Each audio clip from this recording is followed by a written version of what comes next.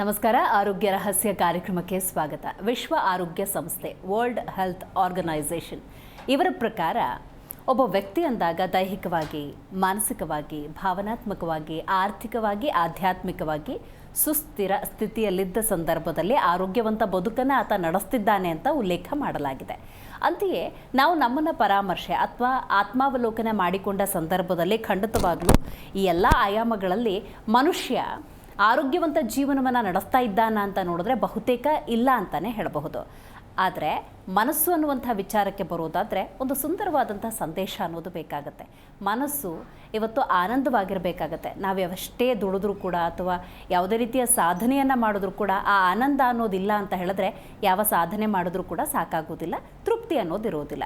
ಹಾಗಾಗಿ ಈ ಮನಸ್ಸು ಅಂದ್ರೇನು, ಅದಕ್ಕೆ ಆಗಬೇಕಾದಂತಹ ಆನಂದ ಹೇಗಿರಬೇಕು ಮತ್ತು ಯಾವ ರೀತಿಯ ಸುಂದರ ಸಂದೇಶ ಮನಸ್ಸಿಗೆ ಹೋಗಬೇಕು, ಇದರ ಬಗ್ಗೆ ತಿಳಿಸ್ಕೊಡೋದಕ್ಕೆ ಇವತ್ತು ನಮ್ಮ ಕಾರ್ಯಕ್ರಮದಲ್ಲಿದ್ದಾರೆ ಶ್ರೀ ಪುರುಷೋತ್ತಮ್ ದೇಶಿಕ್ ಗುರೂಜಿ. ಮೊದಲಿಗೆ ಅವರಿಗೆ ಕಾರ್ಯಕ್ರಮಕ್ಕೆ ಸ್ವಾಗತವನ್ನು ಕೋರೋಣ. ಗುರುಗಳೇ, ಕಾರ್ಯಕ್ರಮಕ್ಕೆ ಸ್ವಾಗತ. ನಮಸ್ಕಾರ ಗುರುಗಳೇ, ಇವತ್ತು ಮನಸ್ಸಿಗೆ ಆನಂದ ಕೊಡುವ ಸುಂದರ ಸಂದೇಶದ ಬಗ್ಗೆ ಮಾತಾಡ್ತಾ ಇದ್ದೀವಿ. ನನಗೆ ಈ ಒಂದು ಸಾಲಿನಲ್ಲೇ 3 ಪ್ರಶ್ನೆಗಳು. ಮನಸ್ಸು ಅಂದಾಗ ಆ ಮನಸ್ಸು ಅಂದ್ರೇನು, ಆನಂದ, ಮನಸ್ಸಿನ ಆನಂದ ಅಂದ್ರೇನು, ಆ ಮನಸ್ಸಿನ ಆನಂದಕ್ಕೆ ಸುಂದರ ಸಂದೇಶ ಅಂದ್ರೆ ಅದೇನು ಅಂತ. ಹರಿ ಓಂ ಶ್ರೀ ಗುರುಭ್ಯೋ ನಮಃ. ತುಂಬ ವಿಶೇಷವಾಗಿರ್ತಕ್ಕಂತಹ ಒಂದು ವಿಚಾರ. ಯಾಕೆಂತಂದರೆ ಈ ಮನಸ್ಸು ಅಂತಕ್ಕಂತಹ ವಿಚಾರದಲ್ಲಿ ಕಲ್ಪನೆಗಳು ತುಂಬ ಜಾಸ್ತಿ ಇರುತ್ತೆ. ಅದು ಅವರವರ ವೈಯಕ್ತಿಕವಾದ ಕಲ್ಪನೆಗಳು. ಅದು ಸುಂದರವಾಗೂ ಇರ್ಬೋದು, ಸುಂದರ ಇಲ್ಲದೇ ಇರತಕ್ಕಂಥ ರೀತಿಯಲ್ಲಿ ಬೇಕಾದ್ರೆ ಹಾಗಿರಬಹುದು. ಈ ಗೊಂದಲ ಅಂತಕ್ಕಂತಹ ವಿಚಾರ ಕೊನೆ ಪಕ್ಷ ಯಾವಾಗ ಲಭಿಸಬಹುದು, ಯಾವ ಕ್ಷಣದಲ್ಲಿ ಯಾವ ರೀತಿಯಲ್ಲಿ ಲಭಿಸ್ಬೋದು. ಅದು ಒಂದು ದಿನ ಆಗಿರ್ಬೋದು, ಒಂದು ಕ್ಷಣ ಆಗಿರ್ಬೋದು. ಸುಂದರ ಕನಸುಗಳು ಅಂದರೆ ಪ್ರತಿಯೊಬ್ಬರು ಇದನ್ನು ಟೈಮ್ ಟೇಬಲ್ ಹಾಕ್ಕೋತಾರೆ, ನನ್ನ ಬದುಕು ಹೀಗಿರಬೇಕಂತ. ಹೌದು ಹೌದು. ಅದು ಅವ್ರು ಸಿಕ್ಕಿದಾಗ ಅವ್ರಿಗೆ ಅದು ಕೊನೆಯೇ ಇಲ್ಲ, ಆ ಮಟ್ಟಕ್ಕೆ ಅವರೊಂದು ಕನಸು ಕಾಣ್ತಾರೆ. ಹೀಗೆ ಆಗ್ತೀನಿ, ಹೀಗೆ ಇರ್ತೀನಿ, ಹೀಗೆ ಈ ಥರ ಇದ್ದೀನಿ. ಇದು ನಾವು ಅನುಭವಿಸ್ತಕ್ಕಂತಹದ್ದು ಅಂದರೆ ತುಂಬ ಖುಷಿ ಪಡ್ತೀವಿ. ಅದು ಮುಂದುವರೆದ ಭಾಗ ಇರಲಿಕ್ಕಿಲ್ಲ. ಆ ಕ್ಷಣದಲ್ಲಿ ಸುಂದರ ಕ್ಷಣಗಳನ್ನ ಅನುಭವಿಸಿದ್ದು, ನೋಡಿದ್ದು, ಏನೋ ಒಂದು ಮಾಡ್ಕೊಂಡಿದ್ದು, ಅದು ಮುಂದುವರಿಬೇಕು. ಮುಂದುವರಿಯಲ್ಲ. ಈ ಮುಂದುವರಿಯಲ್ಲ ಯಾಕೆ? ಅಥವಾ ನಾವೀಗ ನೆನೆಸಿದ್ದು ಅಂದರೆ ನಾವು ಕಲ್ಪನೆ ಮಾಡಿಕೊಂಡಿದ್ದು ಇದು ತಪ್ಪ? ಈ ಪ್ರಶ್ನೆಗೆ ನಾವು ಮೊದಲು ತಿಳ್ಕೊಬೇಕಾಗಿರ್ತಕ್ಕಂಥದ್ದು, ಈ ಮನಸ್ಸಲ್ಲಿ ಶಾಶ್ವತವಾಗಿ ಯಾಕೆ ಅಚ್ಚಳಿಯದೆ ಉಳಿಯಲ್ಲ? ಅದು ಹಂಗೆ ಹೋಗ್ಬೇಕಲ್ಲ, ಮುಂದಕ್ಕೆ ಹೋಗ್ಬೇಕಲ್ಲ, ಹೋಗ್ಲಿಕ್ಕೆ ಆಗ್ತಾ ಇಲ್ಲ. ಅದರ ರಹಸ್ಯವನ್ನು ಇವತ್ತು ವಿಚಾರವನ್ನು ಮುಂದಿಡಬೇಕು. ಅದು ಮನುಷ್ಯನಿಗೇನು ದೊಡ್ಡ ವಿಚಾರ ಅಲ್ಲ, ಆದರೆ ಅದು ನಮ್ಮ ಕೈಗೆ ಸರಿಯಾಗಿ ಸಿಗ್ತಾ ಇಲ್ಲ, ಅದನ್ನು ಹಿಡ್ಕೊಳಕ್ಕಾಗ್ತಾ ಇಲ್ಲ, ಭದ್ರ ಮಾಡ್ಕೊಳಕ್ಕಾಗ್ತಾ ಇಲ್ಲ ಅಂತಕ್ಕಂಥ ಒಂದು ಪ್ರಶ್ನೆ ಆಗುತ್ತೆ. ಈ ರಹಸ್ಯಕ್ಕೆ ಕಾರಣಕರ್ತನಾಗಿರ್ತಕ್ಕಂತಹ ಶ್ರೀಮನ್ನಾರಾಯಣನ ಪಾದ ಕಮಲಗಳಿಗೆ ಕೋಟಿ ಕೋಟಿ ನಮನಗಳನ್ನ ಅರ್ಪಣೆಯನ್ನು ಮಾಡಿ, ಇಲ್ಲಿ ಒಂದು ರೀತಿ ತಮಾಷೆಗೆ ಹೇಳಬೇಕಂದ್ರೆ, ನಾನು ನಿನ್ನ ಪ್ರೀತಿಸ್ತೀನಿ ಅಂತ ಹುಡುಗ ಹೇಳ್ಬೋದು, ಹುಡುಗಿ ಹೇಳ್ಬೋದು. ಆ ಕ್ಷಣ ಹೇಗಿರುತ್ತೆ? ಆನಂದ, ಹೌದಲ್ಲ? ಎಲ್ಲೋ ಹೋಗ್ಬಿಡುತ್ತದು. ಆ ಕ್ಷಣದಲ್ಲಿ ಅದು ಸಿಗತಕ್ಕಂತಹ ಆ ಖುಷಿ, ಆ ಒಂದು ಕನಸಿನ ಲೋಕ ಎಲ್ಲಿಗೆ ತೊಗೊಂಡೋಗುತ್ತೆ ಅವರು ಅನುಭವಿಸ್ತಾರೆ ಗೊತ್ತು. ಹೌದಲ್ಲ? ಇದು 2 ಭಾಗ ತಗೊಳ್ಳೋಣ. ಒಂದು, ಇಷ್ಟಪಟ್ಟು ಮದುವೆ ಆಗ್ತಕ್ಕಂಥದ್ದು ಒಂದು ಭಾಗ ಆದರೆ, ಮದುವೆ ಆದಮೇಲೆ ಇಷ್ಟಪಡ್ತಕ್ಕಂಥದ್ದು ಇನ್ನೊಂದು ಭಾಗ, ಅಂದರೆ ಪ್ರೀತಿ. ಈ ಥರನೂ ಹೌದು, ಆ ಥರನೂ ಹೌದು. ಆದರೆ ಈ 2ರಲ್ಲೂ ಪ್ರೀತಿ ಸತ್ಯ.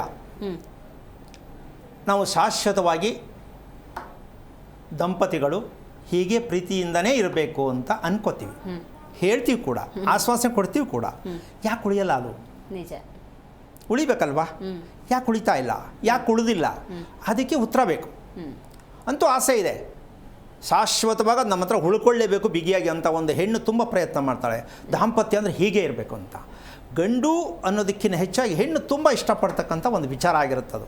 ಯಾಕೆ ಅಂದರೆ ಆ ಮದುವೆ ಅಂತಕ್ಕಂಥ ಅದು ಒಂದು ಸುಂದರ ಕನಸುಗಳ ವಿಚಾರದಲ್ಲಿ ಪ್ರತಿ ಕ್ಷಣ ಮೆಮೊರಿಲೇ ಇರಬೇಕು. ಈಗ ಎಲ್ಲಾಗಿದೆ ಅಂದರೆ ಆಲ್ಬಮಲ್ಲಿ ಇರುತ್ತದು. ಹೌದು. ಆ ಮದುವೆ ತೆಗೆದು ನೋಡಿಕೊಂಡಾಗ ಅಯ್ಯೋ ನಾನು ಹಿಂಗಿದ್ನಾ ಅನ್ಕೋಬೇಕೇನೋ, ಆ ಮಟ್ಟಕ್ಕೆ ಹೊಟ್ಟೋಗತ್ತೆ. ಅದು ಹಾಗೇ ಇರಬೇಕು. ಇದಕ್ಕೆ ನಾವು ಏನು ಪ್ರಯತ್ನವನ್ನು ಮಾಡಬೇಕಿತ್ತು ಮಾಡಬೇಕು ಅಂತಕ್ಕಂತಹ ಒಂದು ವಿಚಾರವನ್ನು ನಾವು ಇವತ್ತು ತಿಳಿಸ್ಬೇಕಾಗತ್ತೆ. ಅದಕ್ಕೆ ಈ ಪ್ರೀತಿ ಅಂತಕ್ಕಂತಹ ಒಂದು ವಿಚಾರ ಶಾಶ್ವತವಾಗಿ ಯಾಕಿರಲ್ಲ ಅಂತಕ್ಕಂಥದಕ್ಕೇನು ಅಟ್ಲೀಸ್ಟ್ ಜನರಲಾಗಿ ಹೇಳೋಕ್ಕಾಗತ್ತಮ್ಮ. ಯಾಕಿರಬಾರ್ದು, ಯಾಕಿರ್ತಾ ಇಲ್ಲ, ಅದು ಇರಬೇಕು. ಆಕರ್ಷಣೆ ಅನ್ನೋದು ತಾತ್ಕಾಲಿಕ. ಆಕರ್ಷಣೆ ಮತ್ತು ಪ್ರೀತಿ ವ್ಯಾಮೋಹದ ವ್ಯತ್ಯಾಸ ಗೊತ್ತಿಲ್ಲ ಅಂದರೆ ಹಿಂಗಾಗುತ್ತೆ ಒಂದು ಭಾಗ.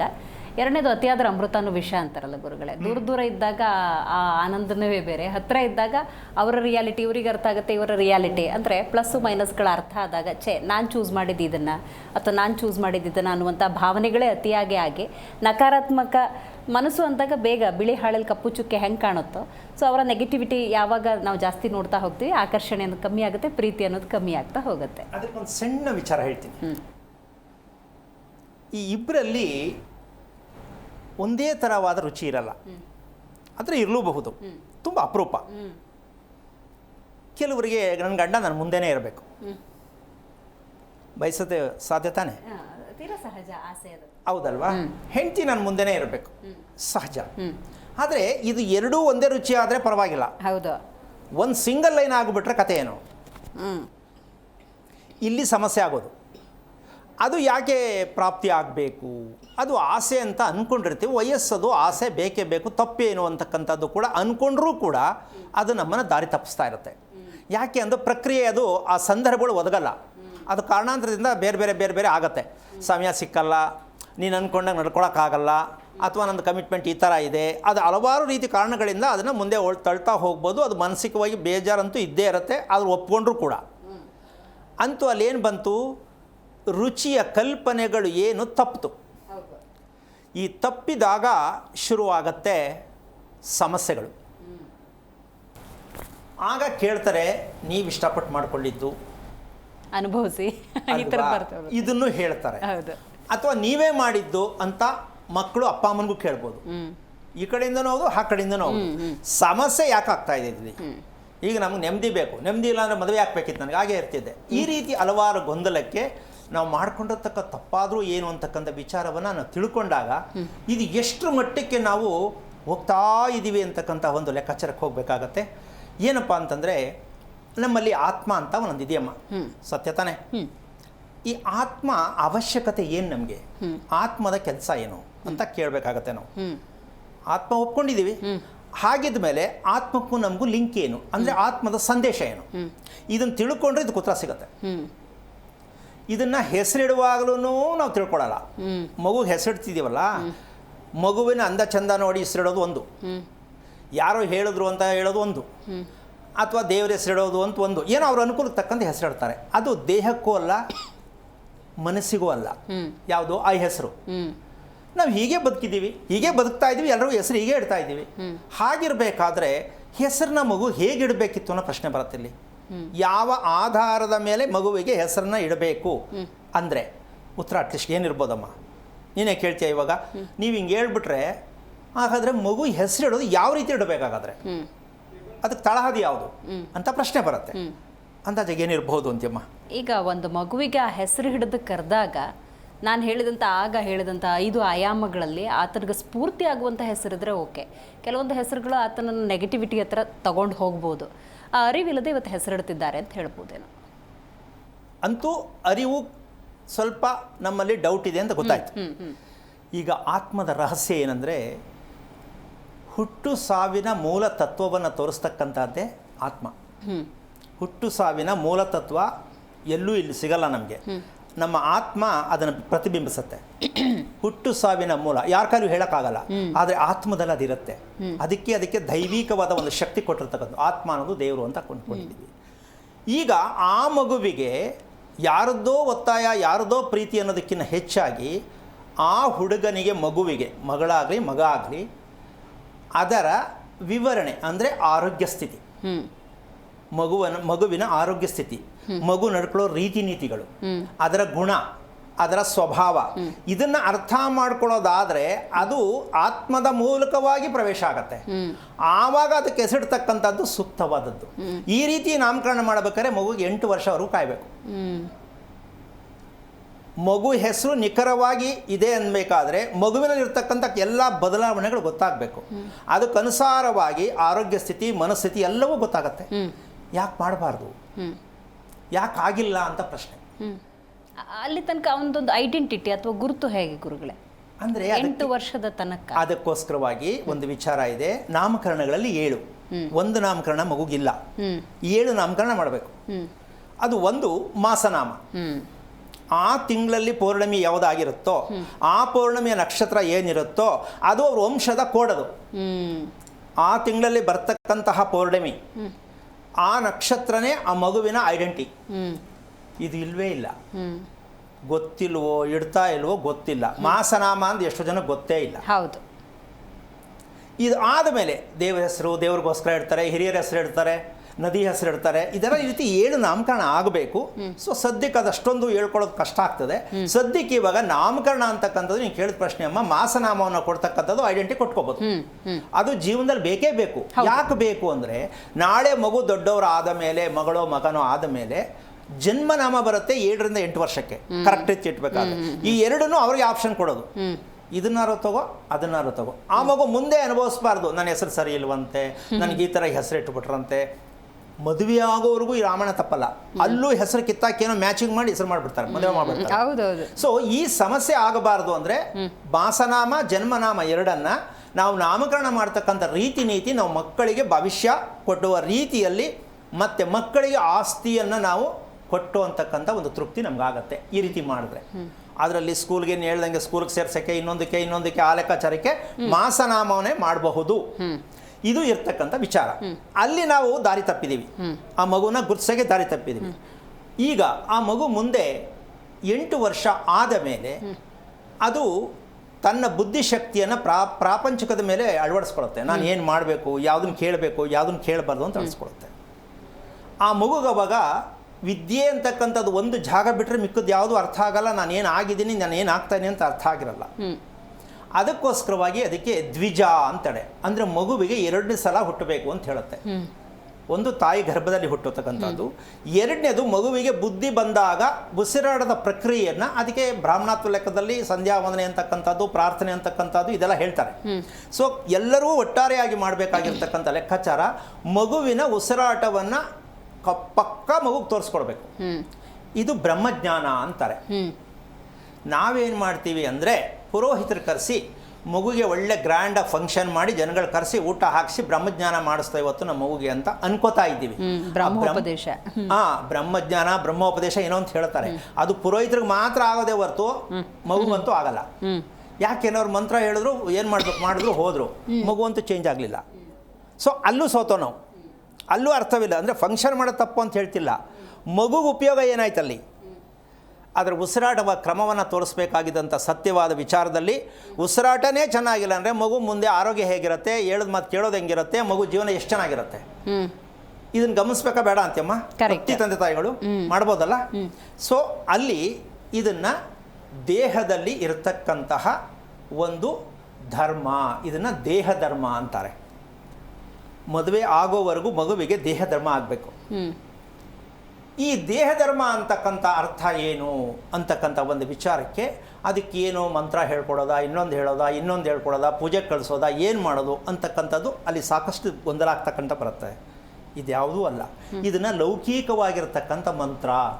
ಸಾಮಾನ್ಯವಾಗಿ ಕೆಲವರು ವಿದ್ಯೆಗೋಸ್ಕರ ಮಂತ್ರ ಹೇಳ್ಕೊಡ್ತಾರೆ, ಜ್ಞಾಪಕಗೋಸ್ಕರವಾಗಿ ಮಂತ್ರ ಹೇಳ್ಕೊಡ್ತಾರೆ. ಈ ತಾಯಂದಿರು ಕೂಡ ಮಕ್ಕಳಿಗೆ ಮಂತ್ರ ಹೇಳ್ಕೊಡ್ತಾರೆ. ತಾಯಂದಿರು ಮನೆಯಲ್ಲಿ ಮಂತ್ರಗಳನ್ನು ಹೇಳ್ಕೊಂಡು ಪೂಜೆ ಮಾಡ್ತಾರೆ. ಇದು ಲೌಕಿಕವಾಗಿರುತ್ತೆ ಹೊರತು ಯಾವ ಕಾರಣಕ್ಕೂ ಅದಕ್ಕೆ ಆಧಾರ ಅರ್ಥವಿಲ್ಲದ ರೀತಿಯಲ್ಲಿ ಅವ್ರ ಮನಸ್ತೃಪ್ತಿ ಮಾಡ್ಕೊಳ್ತಕ್ಕಂಥ ವಿಚಾರ. ಇದರಿಂದ ಮಗುವಿಗೆ ಅಸುರಿ ಸ್ವಭಾವ ಅಂತ ಏನಿರುತ್ತೆ ಅದಿನ್ನೂ ಜಾಸ್ತಿ ಆಗ್ತಾ ಹೋಗುತ್ತೆ. ಯಾಕೆ ಅಂದರೆ ನಮ್ಮ ಕಲ್ಪನೆಗೆ ಆ ಮಗು ಮಂತ್ರ ಹೇಳ್ಕೊಟ್ಟು ನೀನು ಇದು ಹೇಳಿದ್ರೆ ಒಳ್ಳೇದಾಗತ್ತೆ ಅಂತ, ಅದು ಯಾರು ಬೇಕಾದ್ರೆ ಹೇಳ್ಕೊಟ್ಟಿರ್ಬೋದು, ಹೇಳ್ಕೊಡ್ತಾ ಇರ್ಬೋದು.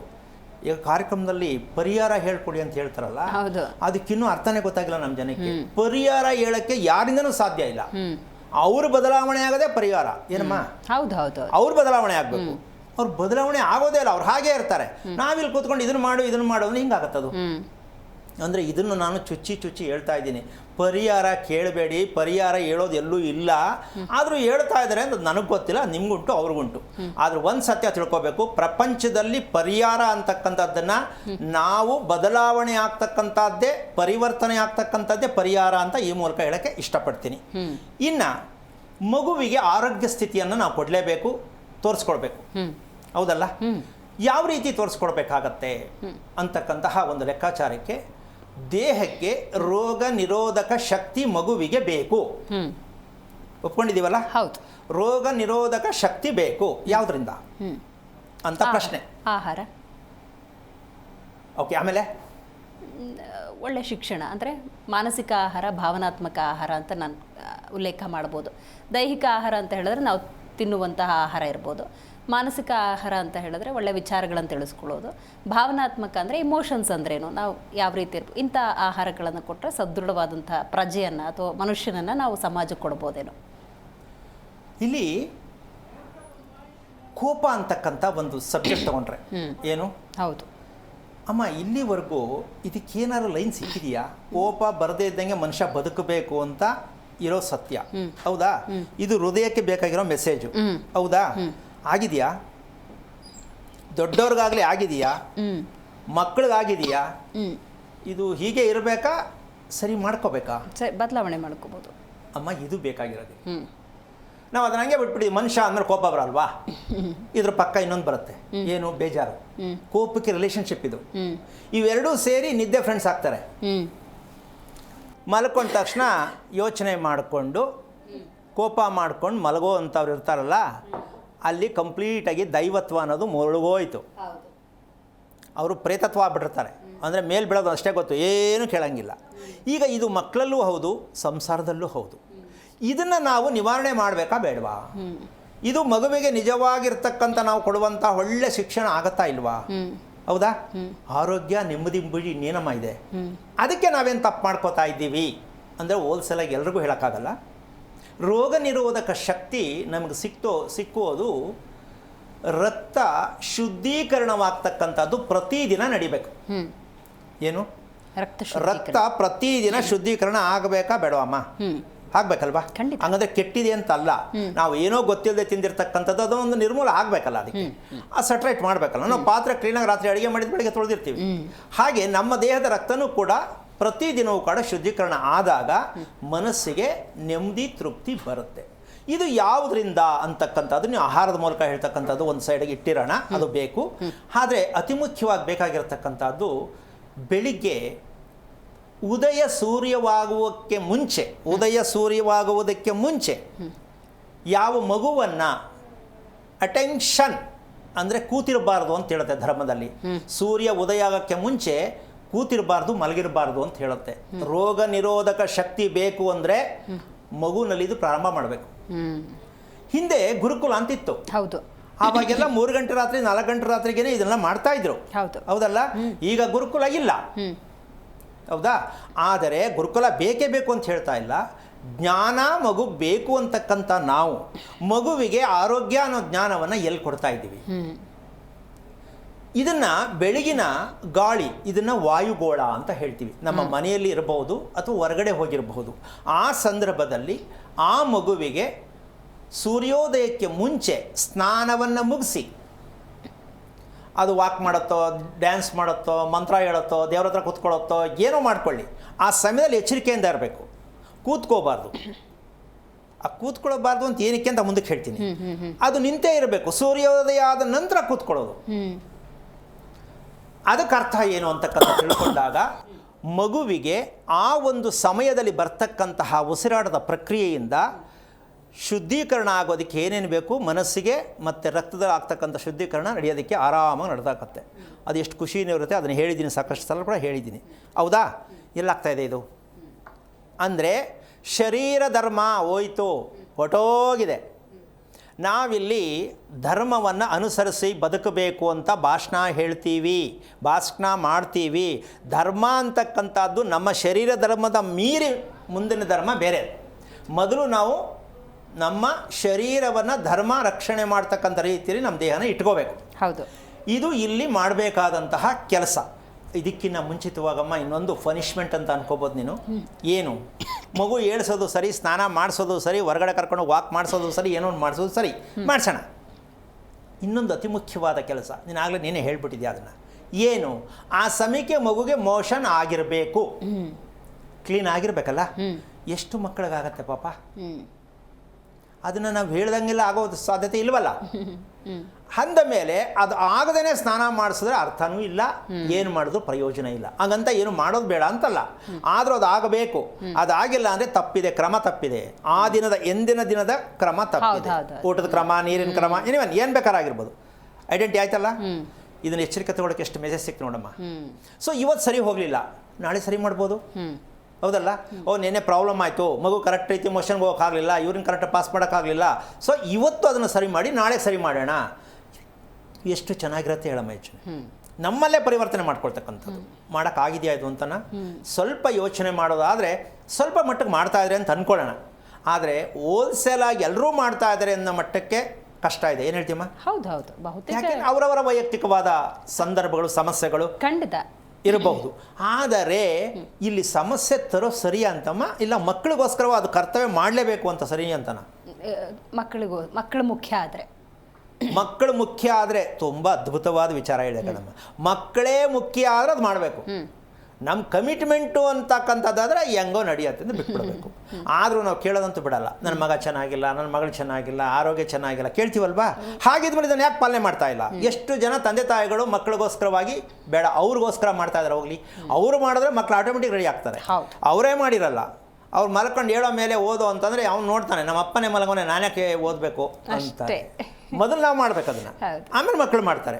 ಇದು ಮನೆಯಲ್ಲಿ ಬೆಳಗ್ಗೆ ಎದ್ದ ತಕ್ಷಣ ನಡಿಬೇಕಾಗಿರ್ತಕ್ಕಂತಹ 6 ಗಂಟೆ 3 ನಿಮಿಷದ ಒಳಗಡೆ ಪ್ರತಿದಿನ ಮನೆ ಎಲ್ಲರೂ ಕೂಡ ಸದಸ್ಯರೆಲ್ಲರೂ ಸ್ನಾನ ಮಾಡಿ ಈ ಸ್ಥಿತಿಗೆ ಬಂದಾಗ ಮನೆ ವಾತಾವರಣ ಹೇಗಿರುತ್ತಮ್ಮ? ಹೌದು ಅಲ್ವಾ? ಸೊ ಇದನ್ನು ನಾವು ಯಾಕೆ ಪಾಲನೆ ಮಾಡಬಾರ್ದು ಆರೋಗ್ಯಕ್ಕೋಸ್ಕರವಾಗಿ ಅಂತಕ್ಕಂಥ ಒಂದು ವಿಚಾರ. ಇಲ್ಲಿ ಸೋತಿದ್ದೀವಿ ಅಂತ ಒಪ್ಕೋಬೋದಲ್ಲ? ಖಂಡಿತ ಅಲ್ವಾ? ಬಹುತೇಕ ನಗರ ಪ್ರದೇಶದಲ್ಲಂತೂ ನೀವು ಹೇಳಿದ ಕಾನ್ಸೆಪ್ಟಿಗೂ ಇವತ್ತು ನಡ್ಕೊಳ್ತಿರೋ ರೀತಿಗೂ ಬಹಳ ವ್ಯತ್ಯಾಸ ಇದೆ. ಯಾಕಂದರೆ ಅದೇ ಮಕ್ಕಳ ಉದ್ಧಾರಕ್ಕಾಗಿ, ಅವರ ಏಳಿಗೆಗಾಗಿ ತಮ್ಮನ್ನು ತಾವು ಈ ಮೆಟ್ರೋಪಾಲಿಟನ್ ಸಿಟಿ ಒಳಗೆ ದುಡಿಯೋದ್ರಲ್ಲಿ ಬ್ಯುಸಿ ಮಾಡ್ಕೊಂಡಿದ್ದಾರೆ ಪೋಷಕರು. ಆದರೂ ಮಾತ್ರ ಅವ್ರ ಬಗ್ಗೆ ಯೋಚನೆ ಮಾಡೋದು ತಪ್ಪಿಲ್ಲ. ಹೌದು, ಯೋಚನೆ ಯಾಕೆ ಮಾಡಬೇಕು? ಏನು ಕಾರ್ಯರೂಪಕ್ಕೆ ತರಬೇಕಂತಂದ್ರೆ ಯೋಚನೆ ಮಾಡೋ ಅವಶ್ಯಕತೆ ಬರಲ್ಲ. ಮತ್ತು ನಿಮಗೂ ನೆಮ್ಮದಿ ಇಲ್ಲ, ಮಕ್ಕಳಿಂದ ಇವ್ರಿಗೆ BP ಶುಗರ್ ಬರ್ಸ್ಕೋಬೇಕಾಗತ್ತೆ. ಹೌದು, ಯೋಚನೆ ಮಾಡಿ ಈ ಮನೆಯವರೆಲ್ಲ ಪೂರ್ತಿ ಪೇಷಂಟ್ಗಳೇ ಆಗ್ಬಿಟ್ರೆ ಮನೆ ಕತೆ ಏನು? ಅದೇ ಹೌದು. ಹಾಗಾಗಿ ಮಕ್ಕಳಿಗೋಸ್ಕರ ತಂದೆ ತಾಯಿಗಳು ಯೋಚನೆ ಮಾಡುವಂಥದ್ದು BP ಬರ್ಸ್ಕೊಳ್ಳೋದು ಬೇಡ. ಅದಕ್ಕೋಸ್ಕರವಾಗಿ ನೀವು ದಿನಚರಿಯನ್ನು ಕರೆಕ್ಟ್ ರೀತಿಯಲ್ಲಿ ಬಳಸ್ತಕ್ಕಂಥದ್ದು ಮಕ್ಕಳ ಮೇಲೆ ಅಪ್ಲೈ ಆಗ್ತದೆ ಅಂತಕ್ಕಂಥದ್ದಲ್ಲ, ನಾವೂ ಕೂಡ ಇದಕ್ಕೆ ಭಾಗಿಯಾಗಬೇಕು ಅನ್ನೋ ಮಟ್ಟಕ್ಕೆ ಹೋಗಬೇಕಾಗತ್ತೆ. ಇದಿಷ್ಟು ಒಂದು ಭಾಗ. ಆದರೆ ಇನ್ನು ಮದುವೆ ಅಂತಕ್ಕಂಥ ಲೆಕ್ಕಾಚಾರಕ್ಕೆ ಸಂಸಾರ ಧರ್ಮ ಬೇಕಾಗತ್ತಾ ಬೇಡ ಅಂತಿಮ್ಮ? ಬೇಕೇ ಬೇಕು. ಏನದು ಸಂಸಾರ ಧರ್ಮ? ಇದು ಎರಡನ್ನು ನಾವು ಅಳವಡಿಸ್ಕೊಂಡ್ರೆ ಯಾರೋ ತಂದ್ಕೊಡೋದಲ್ಲ, ಎಲ್ಲೋ ಹೋಗೋದಲ್ಲ, ನಮ್ಮ ಮನೆಯಲ್ಲೇ ಇದನ್ನು ರಿಪೇರಿ ಮಾಡ್ತಕ್ಕಂತಹ ಒಂದು ವಿಚಾರ. ಈಗ ಸಂಸಾರ ಧರ್ಮಕ್ಕೆ ಬಂದಿದ್ದೀವಿ. ಈಗ ಸಂಸಾರ ಧರ್ಮ ಯಾವುದು ಏನು ಅಂತಕ್ಕಂಥದ್ದಾದರೆ ನಿನ್ನ ಮೂಲಕ ಓಪನ್ ಮಾಡೋಣ. ಯಾವುದಿರ್ಬೋದಮ್ಮ ಸಂಸಾರ ಧರ್ಮ ಅಂದರೆ? ಇಬ್ಬರು ಅರ್ಥ ಮಾಡ್ಕೊಳ್ಳೋದು ಅಂತನ? ಏನು ಸಂಸಾರ ಧರ್ಮ ಅಂದರೆ? ಇವತ್ತಿನ ಸಂಸಾರ ಧರ್ಮ ಅವರ ರೀತಿ ಹೇಗಿರ್ತಾರೋ ಅದನ್ನು ಅಕ್ಸೆಪ್ಟ್ ಮಾಡಿ ಇಟ್ಕೊಳ್ಳೋದು. ಯಾಕೆಂದರೆ ನೀನು ಬದಲಾಗು ಅಂತ ಹೇಳಿದ್ರೆ ಯಾವುದೂ ಪ್ರಯೋಜನ ಇಲ್ಲ. ಅನ್ನೋ ವ್ಯಕ್ತಿ ಹೆಂಗಿದ್ದಾರೆ, ಅವರ ವ್ಯಕ್ತಿತ್ವ ಹೆಂಗಿದೆ ಅದನ್ನು ನಾನು ಅಕ್ಸೆಪ್ಟ್ ಮಾಡ್ಕೊಂಡಿರೋದು. B ಅನ್ನೋ ವ್ಯಕ್ತಿ ಹೆಂಗಿದ್ದಾರೆ ಆ ರೀತಿ ಅಕ್ಸೆಪ್ಟ್ ಮಾಡ್ಕೊಂಡು ಮುಂದಕ್ಕೆ ಹೆಜ್ಜೆ ಇಟ್ಕೊಂಡು ಹೋಗೋದು ಅಂತ ಅಂದ್ಕೋಬೋದು. ಓಕೆ, ಇದು ಈ ಹೊಂದಾಣಿಕೆ ಅಂತ, ಅದು ಮದುವೆ ಮಾಡೋದು ಉದ್ದೇಶ ಏನೋ ಹೊಂದಾಣಿಕೆ ಅಂತ ಹೇಳಿ ಮದುವೆ ಮಾಡೋದು. ಇವರು ಹೊಂದಾಣಿಕೆಗೆ ಇರಬೇಕು ಅಂತಲೇ ಮಾಡ್ತಾ ಇರೋದು. ಆಗಿದೆಯಾ ಹೊಂದಾಣಿಕೆ? ಬಹುತೇಕ ಕಡಿಮೆ ಅಲ್ವಾ? ಮತ್ತು ಏನು ಅರ್ಥ ಇದೆ ಇದರಲ್ಲಿ? ನಾವು ಬಾಯಲ್ಲಿ ಹೇಳ್ತಿದ್ದೀವಿ ಹೊಂದಾಣಿಕೆ ಆಗಬೇಕು ಗಂಡ ಹೆಂಡತಿ, ಸರಿ. ಹೇಗಾಗಿದೆ? 4 ಜನಕ್ಕೆ ಮಾತ್ರ ಹೊಂದಾಣಿಕೆ ರೀತಿ ಇರೋಂಗೆ ಜೊತೆಲಿದ್ದಾರೆ ಅಂತ. ಹೌದೌದು, ಯಾರು ಏನಾರು ಅಂದ್ಕೊಂಡ್ಬಿಟ್ರೆ ಸಮಾಜಕ್ಕೆ ಎದುರ್ಕೊಂಡು ಜೊತೆಲಿರಬೇಕು. ಫೈನ್, ತುಂಬ ಚೆನ್ನಾಗಿದೆ. ಆದರೆ ಇದರಿಂದ ಇಬ್ಬರಿಗೂ ಅಶಾಂತಿ ವಾತಾವರಣ ಮನಸ್ಸಲ್ಲಿ ಎಷ್ಟು ಕೊರಿತಾ ಇರುತ್ತೆ. ಯುದ್ಧನೇ ಆಗ್ತಿರತ್ತೆ ಮನಸ್ಸಲ್ಲಿ. ಏನಕ್ಕೆ ಬೇಕಿತ್ತು ಈ ಜೀವನ ಅಂತಕ್ಕಂಥ ವಿಷಯಕ್ಕೆ ಬರುತ್ತೆ. ಅದಕ್ಕೋಸ್ಕರವಾಗಿ ಒಂದು ಸಣ್ಣ ಉದಾಹರಣೆ ಹೇಳ್ಬೇಕಂದ್ರೆ, ಮದುವೆಯಾದ ದಿನ ಅರುಂಧತಿ ನಕ್ಷತ್ರ ತೋರ್ಸ ಕರ್ಕೊಂಡು ಹೋಗ್ತಾರೆ. ಹೌದು. ಅವ ಇರುತ್ತಾ ನಕ್ಷತ್ರ? ಇಲ್ಲ, ಎಲ್ಲ ಬರೀ ಸುಳ್ಳು ಹೇಳ್ಕೊಂಡೇ ಬದುಕ್ತಾ ಇದೀವಿ ನಾವು. ಆ ಸೂರ್ಯನ ಕಣ್ಣು ಬಿಡಕ್ಕೆ ಆಗಲ್ಲ, ಅಲ್ಲಿಗೆ ತಗೊಂಡು ಅಕ್ಷತೆ ಹರಿಸ್ತಾರೆ, ಹೆಣ್ಣುಗಳು ನೋಡಿ ಅಂತ. ನನಗೆ ನಗು ಬರುತ್ತೆ. ಏನು ಶಾಸ್ತ್ರಗಳು ಮಾಡ್ತಾ ಇದ್ದೀವಿ ನಾವು, ಬರೀ ಸುಳ್ಳು ಹೇಳ್ಕೊಂಡೇ ಬದುಕ್ತಾ ಇದ್ದೀವಿ ಅಲ್ವಾ? ಈಗ ಆ ಅರುಂಧತಿ ನಕ್ಷತ್ರ ತೋರಿಸುವ ಉದ್ದೇಶ ಏನು? ಅದು ಬಹಳ ಮುಖ್ಯ. ಹೌದು, ಇವರಿಬ್ಬರು ಶೀಲವಂತರಾಗಿರಲಿ ಅಂತ. ಯಾರು? ಗಂಡ ಹೆಂಡತಿ ಶೀಲವಂತರಾಗಿರಲಿ ಅಂತ. ಅಮ್ಮ, ಸಂಸಾರ ಧರ್ಮ ಕೆಡೋದು ಎಲ್ಲಿ ಅಂದರೆ ಇಲ್ಲೇನೆ. ಹೌದು, ಹೌದಲ್ಲ? ನಿಜ. ಕೆಟ್ಟೋಯ್ತು, ಹೇಳಂಗಿಲ್ಲ, ಬೇರೆಯವ್ರಿಗೆ ಹೇಳ್ಕೊಳಂಗಿಲ್ಲ, ಅನುಭವಿಸಂಗಿಲ್ಲ. ಅಂದರೆ ಶೀಲವಂತರಾಗಿರ್ಬೇಕಾ ಬೇಡವಾ? ಶೀಲವಂತರಾಗಿರ್ಬೇಕು. ಹೌದು. ಯಾಕೆಂದರೆ ಮಾಂಗಲ್ಯದಾನ ಮಾಡುವಾಗ ಮಾಡಿರೋ ಪ್ರಮಾಣನೇ ಅದು, ನೀನಲ್ಲದೆ. ಹೌದಲ್ಲ? ಹೌದು. ಇದು ಹೆಂಗಿಂಗೋ ಚೇಂಜ್ ಮಾಡ್ಕೊಂಬಿಟ್ರೆ ಅಂದರೆ ಎಲ್ರಿಗೂ ಒಂದ್ಸಲ ಹೇಳ್ತಾ ಇಲ್ಲ ನಾನು, ಕೆಲವೊಂದು ಸಂದರ್ಭಕ್ಕೆ ಹೇಳ್ತಾ ಇದ್ದೀನಿ. ಸೊ ಯಾಕೆ ಆಗಬೇಕದು? ಇದು ಸಂಸಾರದ ಧರ್ಮ ಅಂತಕ್ಕಂತಹ ವಿಚಾರದಲ್ಲಿ ನಾವು ಎಚ್ಚರಿಕೆ ತಪ್ಪಿರ್ತಕ್ಕಂಥದ್ದೇ ಇದಕ್ಕೆ ಮೂಲ ಕಾರಣವಾಗಿರ್ತಕ್ಕಂಥದ್ದು ಅಂತ ವಿಷಯ. ಇಲ್ಲಿ ಏನು ಹೇಳ್ತೀವಿ ನಾವು, ಮದುವೆ ಏನಕ್ಕೆ ಮಾಡ್ಕೋಬೇಕು ಅಂದರೆ, ನಾವು ಇಲ್ಲಿ ಒಂದು ಸಬ್ಜೆಕ್ಟ್ ತಗೋಬೇಕಾಗತ್ತೆ. ಇಂದ್ರಿಯಗಳಲ್ಲಿ ಅತಿ ಮುಖ್ಯವಾದ ಇಂದ್ರಿಯ ಯಾವುದು ಅಂದರೆ ಯಾವ್ದು ಹೇಳ್ಬೋದು? ಮನಸ್ಸು. ಇಂದ್ರಿಯಗಳಿಗೆ ಅತಿ ಮುಖ್ಯವಾದ ಇಂದ್ರಿಯ ಮನಸ್ಸು. ಇದು 11ನೇ ಸ್ಥಾನದಲ್ಲಿ ಇರುತ್ತೆ. 5 ಕರ್ಮೇಂದ್ರಿಯ, 5 ಜ್ಞಾನೇಂದ್ರಿಯ. ಈ 10ನ್ನು ಮೀರಿಸೋದೇ ಮನಸ್ಸು. ಈಗ ಈ 10ನ್ನು ನಾವು ನಿಗ್ರಹ ಮಾಡಬೇಕಾ ಬೇಡವಾ? ಸಂಸಾರ ಧರ್ಮ ಇದು. 10ನ್ನು ನಿಗ್ರಹ ಮಾಡಬೇಕಾ ಬೇಡವಾ? ಖಂಡಿತ. ಎಲ್ಲಾಗ್ತಾ ಇದೆ? ಎಲ್ಲಾಗಿದೆ? ನಿಗ್ರಹ ಶಕ್ತಿನೇ ಇಲ್ಲ ಇವತ್ತು. ಈಗ ಅದಿಲ್ಲ ಅಂದಮೇಲೆ ಮನಸ್ಸನ್ನ ಸುಂದರ ಕನಸು ಕಾಣೋದು ಎಲ್ಲಿ? ಈಗ ಶಾರದಾ ಅಂತ ಕರೆ ಮಾಡಿದ್ದಾರೆ ಮೈಸೂರಿನಿಂದ. ನಮಸ್ಕಾರ ಶಾರದಾ ಅವರೇ. ಶಾರದಾ ಅವ್ರಿಗೆ ನಾನು ಮಾತಾಡೋದು ಕೇಳಿಸ್ತಾ ಇದೆಯಾ? ಹಾ ಮೇಡಮ್, ಕೇಳಿಸ್ತಿದೆ. ಸ್ವಲ್ಪ ಜೋರಾಗಿ ಮಾತಾಡಿ, ಕೇಳಿಸ್ತಾ ಇಲ್ಲ. ಹಾ, ಕೇಳಿಸ್ತಿದ್ಯಾ ಈಗ? ರೈಟ್, ಗುರುಗಳಿದ್ದಾರೆ, ಮಾತಾಡಿ. ಹಲೋ. ಹಾ, ನಮಸ್ತೆ ಗುರುಗಳೇ. ನಾರಾಯಣ. ಹೇಳಮ್ಮ ಶಾರದಾ. ಇದು 2ನೇ ಸಲ ನನಗೆ ಕಾಲ್ ಸಿಕ್ಕಿರೋದು ಅದೃಷ್ಟ ಅನ್ಕೋತೀನಿ. ಬೇರೆಯವ್ರಿಗೆ ಅವಕಾಶ ಬೇಡ ಅಂತ್ಯಾ? ಸ್ವಲ್ಪ ನಮ್ಮ ಕಡೆನೂ ಸ್ವಲ್ಪ ದೃಷ್ಟಿ ಇರ್ಲಿ ಅಂತ. ಓಕೆ, ಹೇಳಪ್ಪ. ಗುರುಗಳೇ, ಏನಂದ್ರೆ ನೀವು ಇವತ್ತು ಹೇಳ್ತಿರೋ ಟಾಪಿಕ್ ನಾನು ಕೇಳೋದಕ್ಕೂ ಸ್ವಲ್ಪ ಸಾಮ್ಯತೆ ಬರುತ್ತೆ ಅನ್ಸುತ್ತೆ. ಇಷ್ಟು ಇವಾಗ ಗಂಡ ಸತ್ತೋಗಿರ್ತಾನೆ, ಹೆಂಡತಿ ಸಾತ್ವಿಕವಾಗಿ ಜೀವನ ನಡೆಸಬೇಕು ಅಂತ ಆಸೆ ಪಡ್ತಾಳೆ. ಓಕೆ. ಗಂಡಂಗೆ ಇಷ್ಟ ಇಲ್ಲದೆ ಸತ್ತಾರೆ ಅವರು. ಇವಾಗ ಹೆಂಡತಿ ಬೇರೆ ಮದ್ವೆ ಆಗಿ ಜೀವನನ ಮುಂದುವರಿಸ್ಬೇಕು, ಇಲ್ಲ ಹಾಗೆಯೇ ನೋವಲ್ಲೇ ಬದುಕಬೇಕು? ಇದು ಜನರಲ್ಲ ಕೇಳೋ ಪ್ರಶ್ನೆನಾ? ಹಾ, ನನಗೂ ಸೇರ್ಸಿ ಕೇಳ್ತಿದ್ದೀನಿ ಅನ್ಕೊಳ್ಳಿ. ಓಕೆ, ಅರ್ಥ ಆಯ್ತು ಬಿಡು. ಓಕೆ, ವಿಷಯ ಹೇಳ್ತೀನಿ, ಕೇಳಿಸ್ಕೊ. ಕೇಳ್ತಿದ್ಯಾ? ಹೇಳಿ ಗುರುಗಳೇ. ಮದುವೆ ಆಗ್ತಕ್ಕಂಥದ್ದು ಗಂಡನ್ನ ಉಳಿಸ್ಕೊಳ್ಳೋದು ಕಳ್ಕೊಳ್ಳೋದು ಅಂತಕ್ಕಂಥ ವಿಚಾರವನ್ನು ನಾವು ಒಪ್ಕೊಳ್ಳೋಕೆ ಸಾಧ್ಯ ಇದೆಯಾ? ಅದು ನಮ್ಮ ಕೈಲಿಲ್ಲ. ಅದು ನಮ್ಮ ಕೈಯಲ್ಲಿಲ್ಲ, ಹೌದಲ್ವಾ? ಅಂದ ಮೇಲೆ ಅಕಸ್ಮಾತ್ ಗಂಡ ಬಿಟ್ಟು ಹೋಗೋದು ಅಥವಾ ಪ್ರಪಂಚನೇ ಬಿಟ್ಟು ಹೋಗೋದು ಒಂದು ಸಂದರ್ಭ ನಡೆದಿದೆ ಅಂದ ಮೇಲೆ ನಾವು ಮುಂದೆ ಏನು ಮಾಡಬೇಕು ಅಲ್ಲ, ಏನಕ್ಕೆ ಈಗ ಆಯಿತು ಅಂತ ತಿಳ್ಕೊಳ್ಬೇಕಾದದ್ದು ಅತಿ ಮುಖ್ಯವಾದ ವಿಷಯ. ಅರ್ಥ ಆಯ್ತಾ?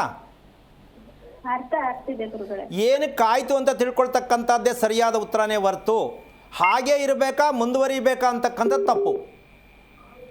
ಎಲ್ರಿಗೂ ಅದಾಗಿಲ್ಲ, ನನಗೆ ಯಾಕೆ ಆಯಿತು ಪ್ರಶ್ನೆ ಹಾಕ್ಕೋಬೇಕು. ಯಾರು ಆಗಿರುತ್ತೋ ಅವರು ಪ್ರಶ್ನೆ ಹಾಕ್ಕೋಬೇಕು. ನಾನು ಯಾಕೆ ಅನುಭವಿಸ್ಬೇಕು? ನಾನೇನು ತಪ್ಪು ಮಾಡಿಲ್ಲ, ಯಾಕೆ ಬೇಕಿದು, ನನಗೆ ಯಾಕೆ ಶಿಕ್ಷೆ? ಈ ಶಿಕ್ಷೆಗೆ ನಾನು ಆಗಿರತಕ್ಕಂಥ ನಮ್ಮ ಕುಟುಂಬದಲ್ಲಾಗಿದೆಯಾ, ನನ್ನಿಂದ ಆಗಿದೆಯಾ ತಿಳ್ಕೊಂಬಿಟ್ರೆ ಪ್ರಾಬ್ಲಮ್ ಸಾಲ್ವ್ ಆಗುತ್ತೆ.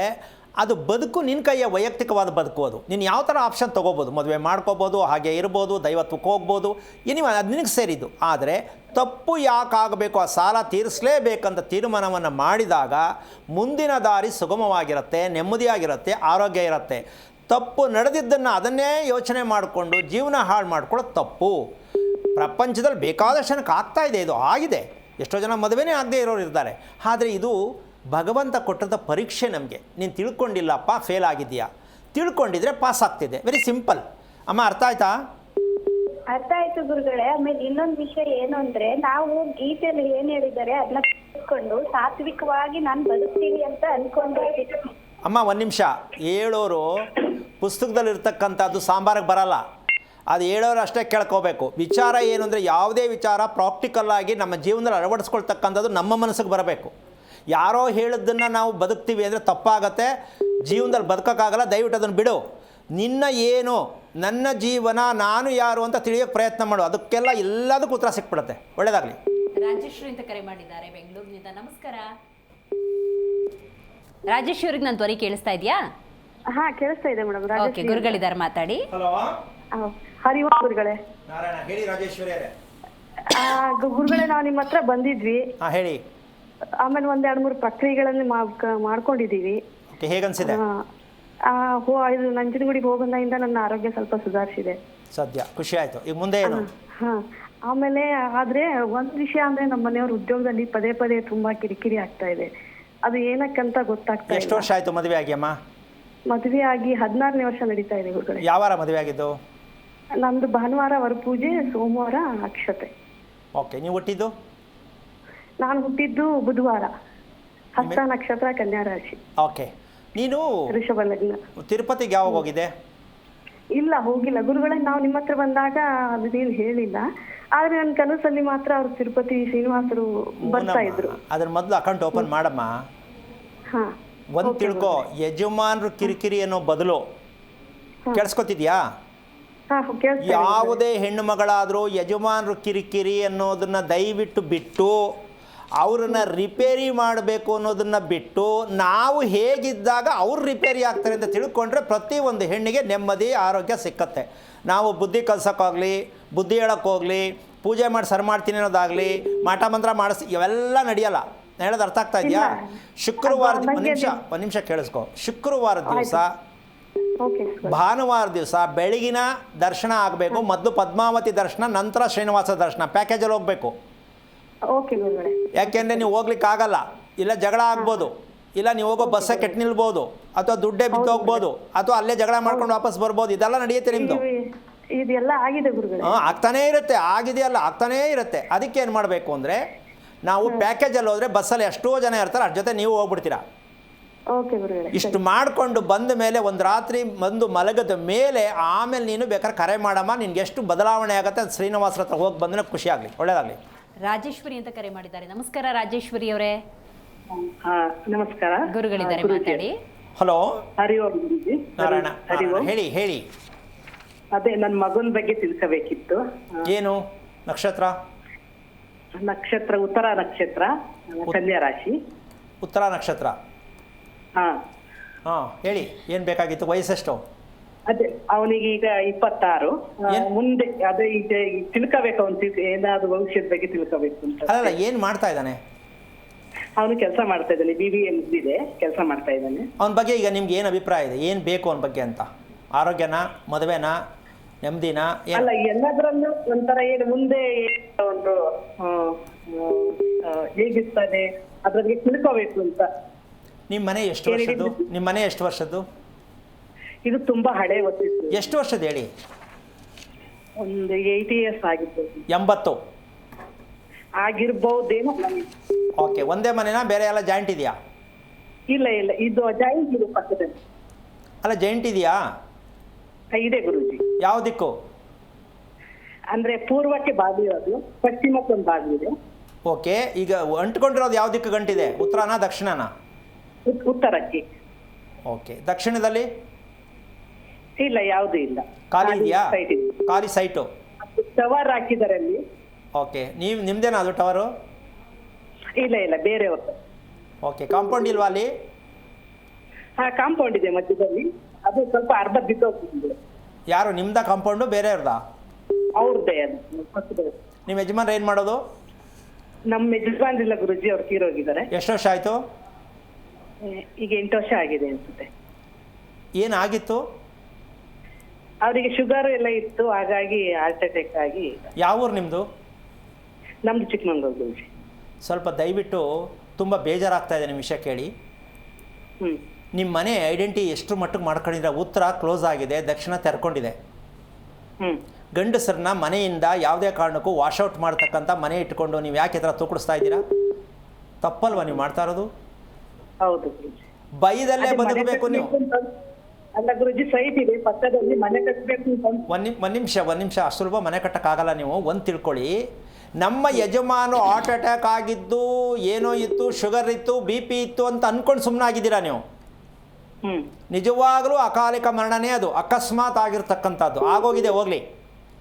ಈಗ ನಿಮ್ಮ ಮಗನ ಬಗ್ಗೆ ಒಂದು ನಿಮಿಷ ನಿಮ್ಮ ಮಗನ ಬಗ್ಗೆ ಭಯ ಶುರುವಾಗ್ತಕ್ಕಂಥ ಸನ್ನಿವೇಶ ಯಾಕೆ ಬೇಕು ನಿಮಗೆ? ಹೌದಲ್ವಾ? ಏನೋ ಹೆಂಗೋ ಮುಂದಕ್ಕೆ ಹೆಂಗೋ, ಹೌದಾ ಅಲ್ವಾ? ಹೌದು ಗುರುಜಿ. ಇದು ನಿಮ್ಮ ಮನೆಯಲ್ಲಿ ಇರ್ತಕ್ಕಂಥ ಪ್ರತಿ ಕ್ಷಣನೂ ಉತ್ಪತ್ತಿ ಆಗ್ತಕ್ಕಂಥ ಒಂದು ನೆಗೆಟಿವ್ ಥಾಟ್ಸ್. ಆಮೇಲೆ ನಿಮ್ಮ ಆರೋಗ್ಯದ ಪರಿಸ್ಥಿತಿ ಯಾವ ಮಟ್ಟಕ್ಕಾಗುತ್ತೆ ಅಂದರೆ ನೀವೇ ಧೈರ್ಯ ತಗೋಬೇಕು, ಆಚೆಗೆ ಹೋಗಬೇಕು, ಒಳಗೆ ಬರಬೇಕು, ಕುತ್ಕೋಬೇಕು, ನಿಂತ್ಕೋಬೇಕು, ಅಲ್ಲೋಗ್ಬೇಕು, ಇಲ್ಲೋಗ್ಬೇಕು. ಎಷ್ಟು ಒತ್ತಡದಲ್ಲಿ ಬದುಕ್ತೀರಾ? ಹೌದು ಗುರುಜಿ. ಯಾಕೆ ಬೇಕಿದು? ಇದು ದೇವ್ರು ಕೊಟ್ಟಿದ್ದಲ್ಲ, ನೀವು ತಿಳ್ಕೊಳ್ಳದೇ ಇರೋ ಮಾಡ್ತಾ ಇರ್ತಕ್ಕಂಥದ್ದು. ಏನು ಗಾಬರಿ ಆಗಬೇಡಿ. 26 ವರ್ಷ ಉತ್ತರ ನಕ್ಷತ್ರ ಅಂತ ಹೇಳ್ತಾ ಇದ್ದೀರಾ, ಆದರೆ ನೀವು ತುಂಬ ತಿಳ್ಕೊಳ್ಳೋದು ಅಂದರೆ ಏನು, ಪ್ರತಿಯೊಬ್ಬರು ತಿಳ್ಕೊಳ್ಳೋದೆ, ನೀವು ಮಾತ್ರ ತಿಳ್ಕೊಳ್ಳೋದು ಅಂತಲ್ಲ. ಉತ್ತರ ನಕ್ಷತ್ರಕ್ಕೆ ನಮ್ಮ ಬರಲಿಕ್ಕೆ ಕಾರಣ ಏನು ಅಂತ ನಂಬರ್ 1, ಆ ಮನೆಯಲ್ಲಿ ಮುಂದುವರಿತಕ್ಕಂಥದ್ದಕ್ಕೆ ಆಗತ್ತಾ ಇಲ್ವಾ ಅಂತ ಮೊದಲು ಡಿಸೈಡ್ ಮಾಡಿ. ಆಮೇಲೆ ಆಸ್ತಿಗೋಸ್ಕರ ನಾವಿರೋದಲ್ಲ, ನಮಗೋಸ್ಕರ ಆಸ್ತಿ ಇರಬೇಕು, ಇದನ್ನು ಮೊದಲು ತಿಳ್ಕೋಬೇಕು ಪ್ರತಿಯೊಬ್ಬರು ಕೂಡ. ಇದನ್ನು ಮೊದಲು ನೀವು ಮನೆ ಬಗ್ಗೆ ಚಿತ್ರಣವನ್ನು ತಿಳ್ಕೊಳ್ಳೋ ಪ್ರಯತ್ನ ಮಾಡಿ. ಶಾಸ್ತ್ರ ಕೇಳಿಕೊಂಡು ಟೈಮ್ ವೇಸ್ಟ್ ಮಾಡಿಕೊಂಡು ಯೋಚನೆ ಮಾಡಿಬಿಡಿ. ಒಳ್ಳೆಯದಾಗಲಿ. ಶ್ವೇತಾ ಅಂತ ಕರೆ ಮಾಡಿದ್ದಾರೆ. ನಮಸ್ಕಾರ ಶ್ವೇತಾ ಅವರೇ. ಶ್ವೇತಾ ಅವ್ರಿಗೆ ನಾನು ಮಾತಾಡೋದು ಕೇಳಿಸ್ತಾ ಇದೆಯಾ? ಓಕೆ, ಸಂಪರ್ಕ ಸಾಧ್ಯವಾಗ್ತಾ ಇಲ್ಲ. ಗುರುಗಳೇ, ನೀವಾಗಲೇ ಸಂದೇಶದ ಬಗ್ಗೆ ಹೇಳ್ತಾ ಇದ್ರಿ. ಈಗ ಆ ಹುಡುಗಿ ಒಂದು ಪ್ರಶ್ನೆ ಕೇಳ್ತು ನೋಡಮ್ಮ. ಹೌದು, ಎಂಥ ಒಂದು ದುರಂತ ಅಲ್ಲ? ಹೌದು ಹೌದು, ಗೊಂದಲದಲ್ಲಿ ಬೇರೆ ಇದ್ದಾರೆ ಪಾಪ. ಹಾಂ, ಮುಂದಕ್ಕೇನು, ಹೇಗೆ, ಯಾಕೆ, ಈ ಪ್ರಶ್ನೆ ಅಮ್ಮ ಸಾಕಷ್ಟು ಜನಗಳಲ್ಲಿದೆ. ಆಮೇಲೆ ಇದನ್ನು ಮಾತಾಡಬಾರ್ದು, ಆದರೂ ಈ ಸಂದರ್ಭದಲ್ಲಿ ಮಾತಾಡೋಕ್ಕೆ ಇಷ್ಟಪಡ್ತೀನಿ. ಏನಂತಂದರೆ, ಒಂದು ಸಂದೇಶ ಹೋಗಲಿ ಅಂತ. ಮದುವೆ ಆಗಿರೋರು ಗಂಡ ಎದುರುಗಡೆ ಇದ್ದರೂ ಈ ಥರ ಮನಸ್ಸಲ್ಲಿ ಗೊಂದಲದಲ್ಲಿರೋರು ಬೇಕಾಷ್ಟು ಜನ ಇದ್ದಾರೆ. ಮುಂದಿನ ದಾರಿ ಏನು ನಂದು? ಹೌದು. ಸೊ ಯಾಕಿದು ಇವತ್ತು ನಾವು ಮಾತಾಡ್ತಾ ಇರ್ತಕ್ಕಂಥದ್ದು ಇದೆ. ಹೌದು, ನಾವು ಎದುರುಗಡೆ ಇರೋತಕ್ಕಂಥ ವ್ಯಕ್ತಿಯನ್ನು ನಾವು ದ್ವೇಷ ಮಾಡೋದನ್ನ ಬಿಟ್ಟು ನಮ್ಮ ಕೆಲಸ ಏನು, ಹೌದು, ಇದನ್ನು ಮಾಡಿದ್ರೆ ಎಲ್ಲದಕ್ಕೂ ಸೊಲ್ಯೂಷನ್ ಸಿಗುತ್ತೆ. ನಾವೇನು ಮಾಡ್ತೀವಿ ಅಂದರೆ ಬೇರೆ ಕಡೆ ಬೆರಳು ತೋರಿಸೋದೇ ಅಭ್ಯಾಸ ನಮ್ಮದು. ಹೌದು. ಇದಕ್ಕೆ ಪರಿಹಾರ ಸಿಗುತ್ತಾ? ಒಬ್ರನ್ನೊಬ್ರು ಸರಿ ಮಾಡ್ಲಿಕ್ಕೆ ಆಗುತ್ತಾ? ನೀವು ಅವಾಗಲೇ ಹೇಳ್ಬಿಟ್ಟಿದ್ಯಮ್ಮ ಹೋದ್ಸಲಾಗಿ. ಏನು ಅಂದರೆ, ಏನು ಸಿಕ್ಕಿದೆಯೋ ಅದೇ ಮಹಾಪ್ರಸಾದ ಅಷ್ಟೇ. ಹುಳಿಯನ್ನ ಬೇಕು ಅಂತ ಎಲ್ಲ ಆಗಲ್ಲ, ಸಿಕ್ಕಿರೋದು ಮಸನ ತಿನ್ನು ಅಷ್ಟೇ, ಇದು ತೃಪ್ತಿ ಆಗತ್ತೆ. ಹಾಗೆ ವಿಚಾರವನ್ನು ನಾವು ಸರಿ ಆಗಬೇಕು, ನಾವು ನೆಮ್ಮದಿ ಇರಬೇಕು, ನಮ್ಮ ಆರೋಗ್ಯ ಚೆನ್ನಾಗಿರಬೇಕು, ಇಷ್ಟೇ ಫಿನಿಶ್. ಹೌದು, ತೃಪ್ತಿದಾಯಕವಾಗಿ ಬದುಕ್ಬೋದು. ಹೌದಲ್ಲಮ್ಮ? ಮುಂದೆ ಕರೆ ಇದೆಯಾ? ಇದೆ. ಲಕ್ಷ್ಮಿ ಅಂತ ಕರೆ ಮಾಡಿದ್ದಾರೆ. ನಮಸ್ಕಾರ ಲಕ್ಷ್ಮಿ ಅವರೇ. ಲಕ್ಷ್ಮಿ ಅವರೇ, ನಾನು ಮಾತಾಡೋದು ಕೇಳಿಸ್ತಾ ಇದೆಯಾ? ಹಲೋ, ಗುರುಗಳಿದ್ದಾರೆ, ಮಾತಾಡಿ ಲಕ್ಷ್ಮಿ ಅವರೇ. ಹಲೋ. ಹಲೋ, ಹಾಂ ಹೇಳಮ್ಮ. ನನ್ನ ಹೆಸರು ರಶ್ಮಿ ಅಂತ ಗುರುಜಿ. ಹಾಂ ಹೇಳಪ್ಪ. ನಮ್ಮ ಮನೆಯಲ್ಲಿ ಸರಿ ಇಲ್ಲ, ನಾವು ಗಂಡ ಹೆಂಡತಿ ಯಾವಾಗ ಜಗಳ, ಮತ್ತೆ ನನ್ನ ಮಗನಿಗೆ ಯಾವಾಗ್ಲೂ ಹುಷಾರಿರಲ್ಲ. ಗಂಡ ಹೆಂಡತಿ ಜಗಳನಾ? ಹಾ, ಅದೊಂಥರ ಚೆನ್ನಾಗಿರುತ್ತೆ ಕಣಮ್ಮ, ಟೈಮ್ ಪಾಸ್ಗೆ. ಹಂಗೇನಿಲ್ಲ, ಸ್ವಲ್ಪ ಅವಾಗ ಏನು ಓದಿದ್ಯಾ? ಯಾವಾಗ್ಲೂ ಹುಷಾರ್ ತಪ್ಪುತ್ತೆ. ಅಲ್ಲ, ಏನು ಓದಿದ್ಯಾ? ನಾವು 10ನೇ ಕ್ಲಾಸ್ ಓದಿದ್ದೀವಿ. ಈ ಲಕ್ಷ್ಮಿ ಅಂತ ಏನಕ್ಕೆ ಬಂತು? ಶುಕ್ರವಾರ ಹುಡ್ದಾ? ರಶ್ಮಿನಾ? ಹಾಂ, ಕನಸಿನ ಲೋಕದ ಹೆಸರು. ಯಪ್ಪ, ನಿನ್ನ ಹೆಂಗಮ್ಮ ನಿನ್ನ ಮನಸ್ಸನ್ನು ಕಂಟ್ರೋಲ್ ಮಾಡೋದು, ನೀನು ಹೆಂಗಿದೆಯಾ ಅಂತ ಅಂದರೆ ನಿಜಕ್ಕೂ ಹೇಳ್ತೀನಿ, ಅದ್ಭುತವಾದ ವಿಷಯ ನಿಂದು. 10ನೇ ಕ್ಲಾಸ್ ಓದಿದ್ರೂ ನಿನ್ನ ಮುಂದೆ ಯಾರು ಏನೂ ಮಾಡೋಕ್ಕಾಗಲ್ಲ, ಅಷ್ಟೊಂದು ತುಂಬ್ಕೊಂಡ್ಬಿಟ್ಟಿದೆಯಾ ಮೈಂಡ್ ತುಂಬ.